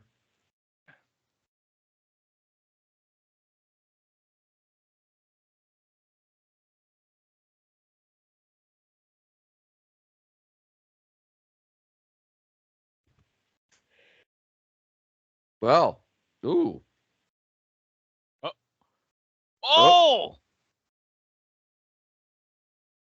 Brett and Luger. Oh my! Oh, this is nuts. The building has gone unglued. I mean, Luger will just knock him out. I mean, he suddenly it seems like his. Oh, wait a minute. Oh, he's gonna throw him out now. So. Okay. By the way, I love the guy in the Bruins jersey just got his jacket ready to. Oh wait! What? Huh? Did they just both fall out? They just both. Who won the match, Scott? Oh my God! Oh, the last thing we need on this evening is controversy. Oh, I guess we've already had shitty refereeing. We're gonna. Joey and Dave are okay. They're going to consult. I'm sure they're going to come to some kind of agreement here. Yeah, they both had to have seen somebody's legs hit first. Well, we all know Brett's leg has already been kicked out of his leg, so he couldn't have.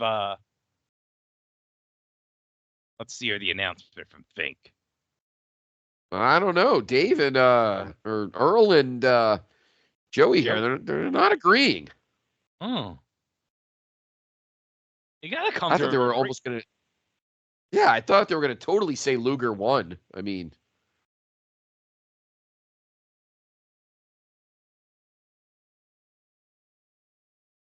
Oh, good. Okay, that's settled. Okay, it's Yoko and Lex. Okay, just as we all thought. Yep. Wait, what? A rematch from SummerSlam. Yep. Wait, what's Earl arguing to think about? Joey already. Huh? Okay, there's gonna be another announcement. You need another announcement?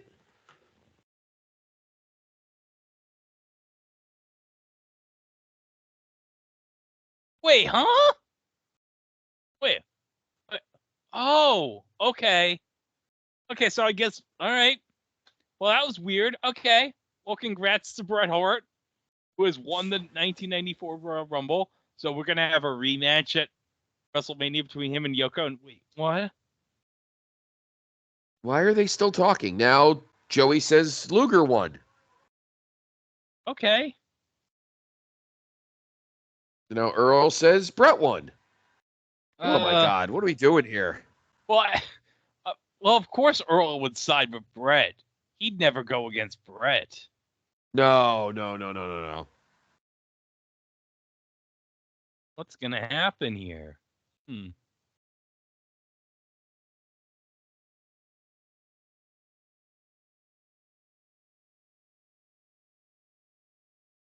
What? You see? Oh, okay, Jack Tunney's gonna sell this. He's gonna decide. Oh God! Thank God. Jack. We know Jack won't complicate things by, Yeah. Jack's not going to Stanley Blackburn, that jackass. He's not going to do something stupid. Exactly.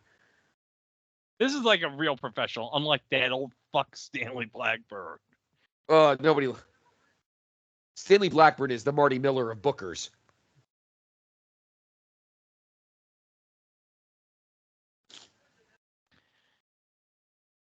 Okay, let's look at. All right, we got the instant replay right here. This will surely confirm who. Oh. Well, it totally looks. Oh, yeah. Where's Gene Steratore to settle this?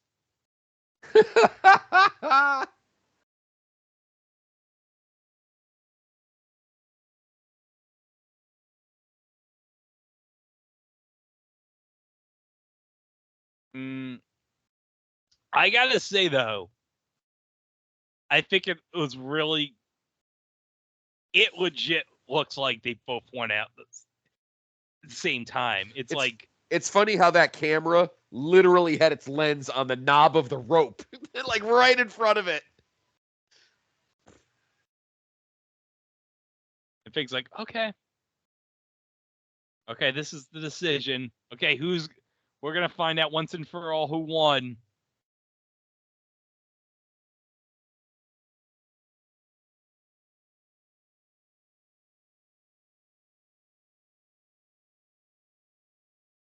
And Fig's like, what? Wait. Listen, Fink, you little toad. Just do as I say. I'm Jack fucking Tunney.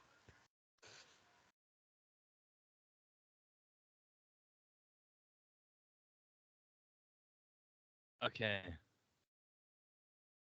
Come on, Howard.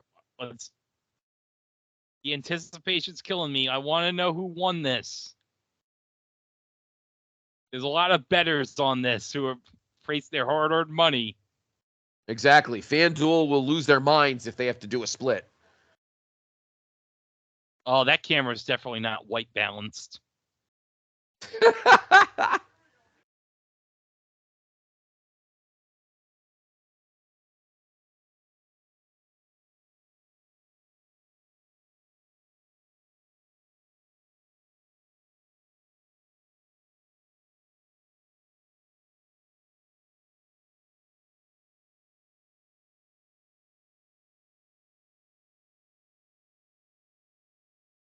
Huh? They both win?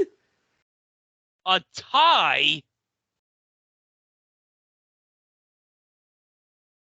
We just got blackburned. Oh, I can't believe Jack did. Well, you know what? At least we got two baby faces who won it. If it was Stanley Blackburn, he'd let two heels win this. Yeah, if Blackburn was here, he'd say, the winner of this Royal Rumble, even though he's not in the match, Nick Bockwinkel. So how are they going to do this? You think they'll do a triple threat? Never been done before. Unprecedented. You know what, Scott? I bet you in 1994 there was like a coalition of people for traditional one-on-one wrestling matches back in 1994. So that couldn't be that is true. A possibility. So a coalition. A good word. A coalition. For traditional one-on-one wrestling matches. Yes. Shawn Michaels was in favor of that until he got himself in one. So as you can see, if you heard of the crowd, the Providence Civic Center crowd was not thrilled with this sister kissing finish. So instead of getting somebody's final theme, we get the WrestleMania theme.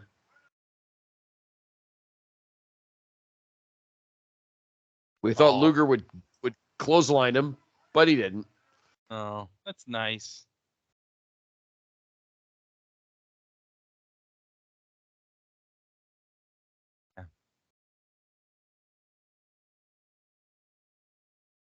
Oh, that's nice. Brett signed that sign. Oh, that's pretty cool. How could you sign the sign with your can you please sign it? I signed this for you with my leg kicked out of my leg. So, I have to say, Greg, I was pleasantly entertained once again by this show. This show never seems to disappoint me whenever I watch it. This was a fantastic show. I mean, it really is. Oh. We, of course, end with a usual 80s, 90s post pay-per-view montage. My truth is, I think Brett's feet did hit first because he hit the ground. Luger landed on his feet. So I'm not sure. But such is life. So, Greg, your final thoughts. Well, hold on. We got one last replay here. This is going to decisively determine who won this. Okay. Oh. Okay. Oh, camera on the knob. Oh, well. Yeah. Oh, well, final thoughts. What a show this was. Oh. It really was. I thought the undercard was always good. I thought all the matches were really honestly solid. Watching it again, besides the fact his tights looked awesome, I thought Razor and IRS was actually a pretty solid match. The Owen heel turn is great. Yeah, I mean, I enjoyed it top to bottom. I appreciate the PTB Wrestling Network family for voting this for our January show. And we hope you enjoyed it. So just to remind you again, on Monday, February 12th, on the Place to Be Facebook page, we will have up the February ballot, which will be main event number 1 from February 5th, 1988. Yes, Hogan Andre 2. Main event 2 from February of 1989, the Pimp Slap Heard Around the World. And 1 pay-per-view, Super Clash 2. So those are your 3 shows. Think about it. You have a few weeks to think about it, and then the ballot will be up, and you'll have 7 days to vote. And then Greg and I will record at the end of February. Mr. Diener, always a pleasure, sir. Thank you. Yep. You are the best. Great job as always. Everyone have a wonderful rest of January, and we will talk to you in the month of love of the WrestleTRAXX. Oh,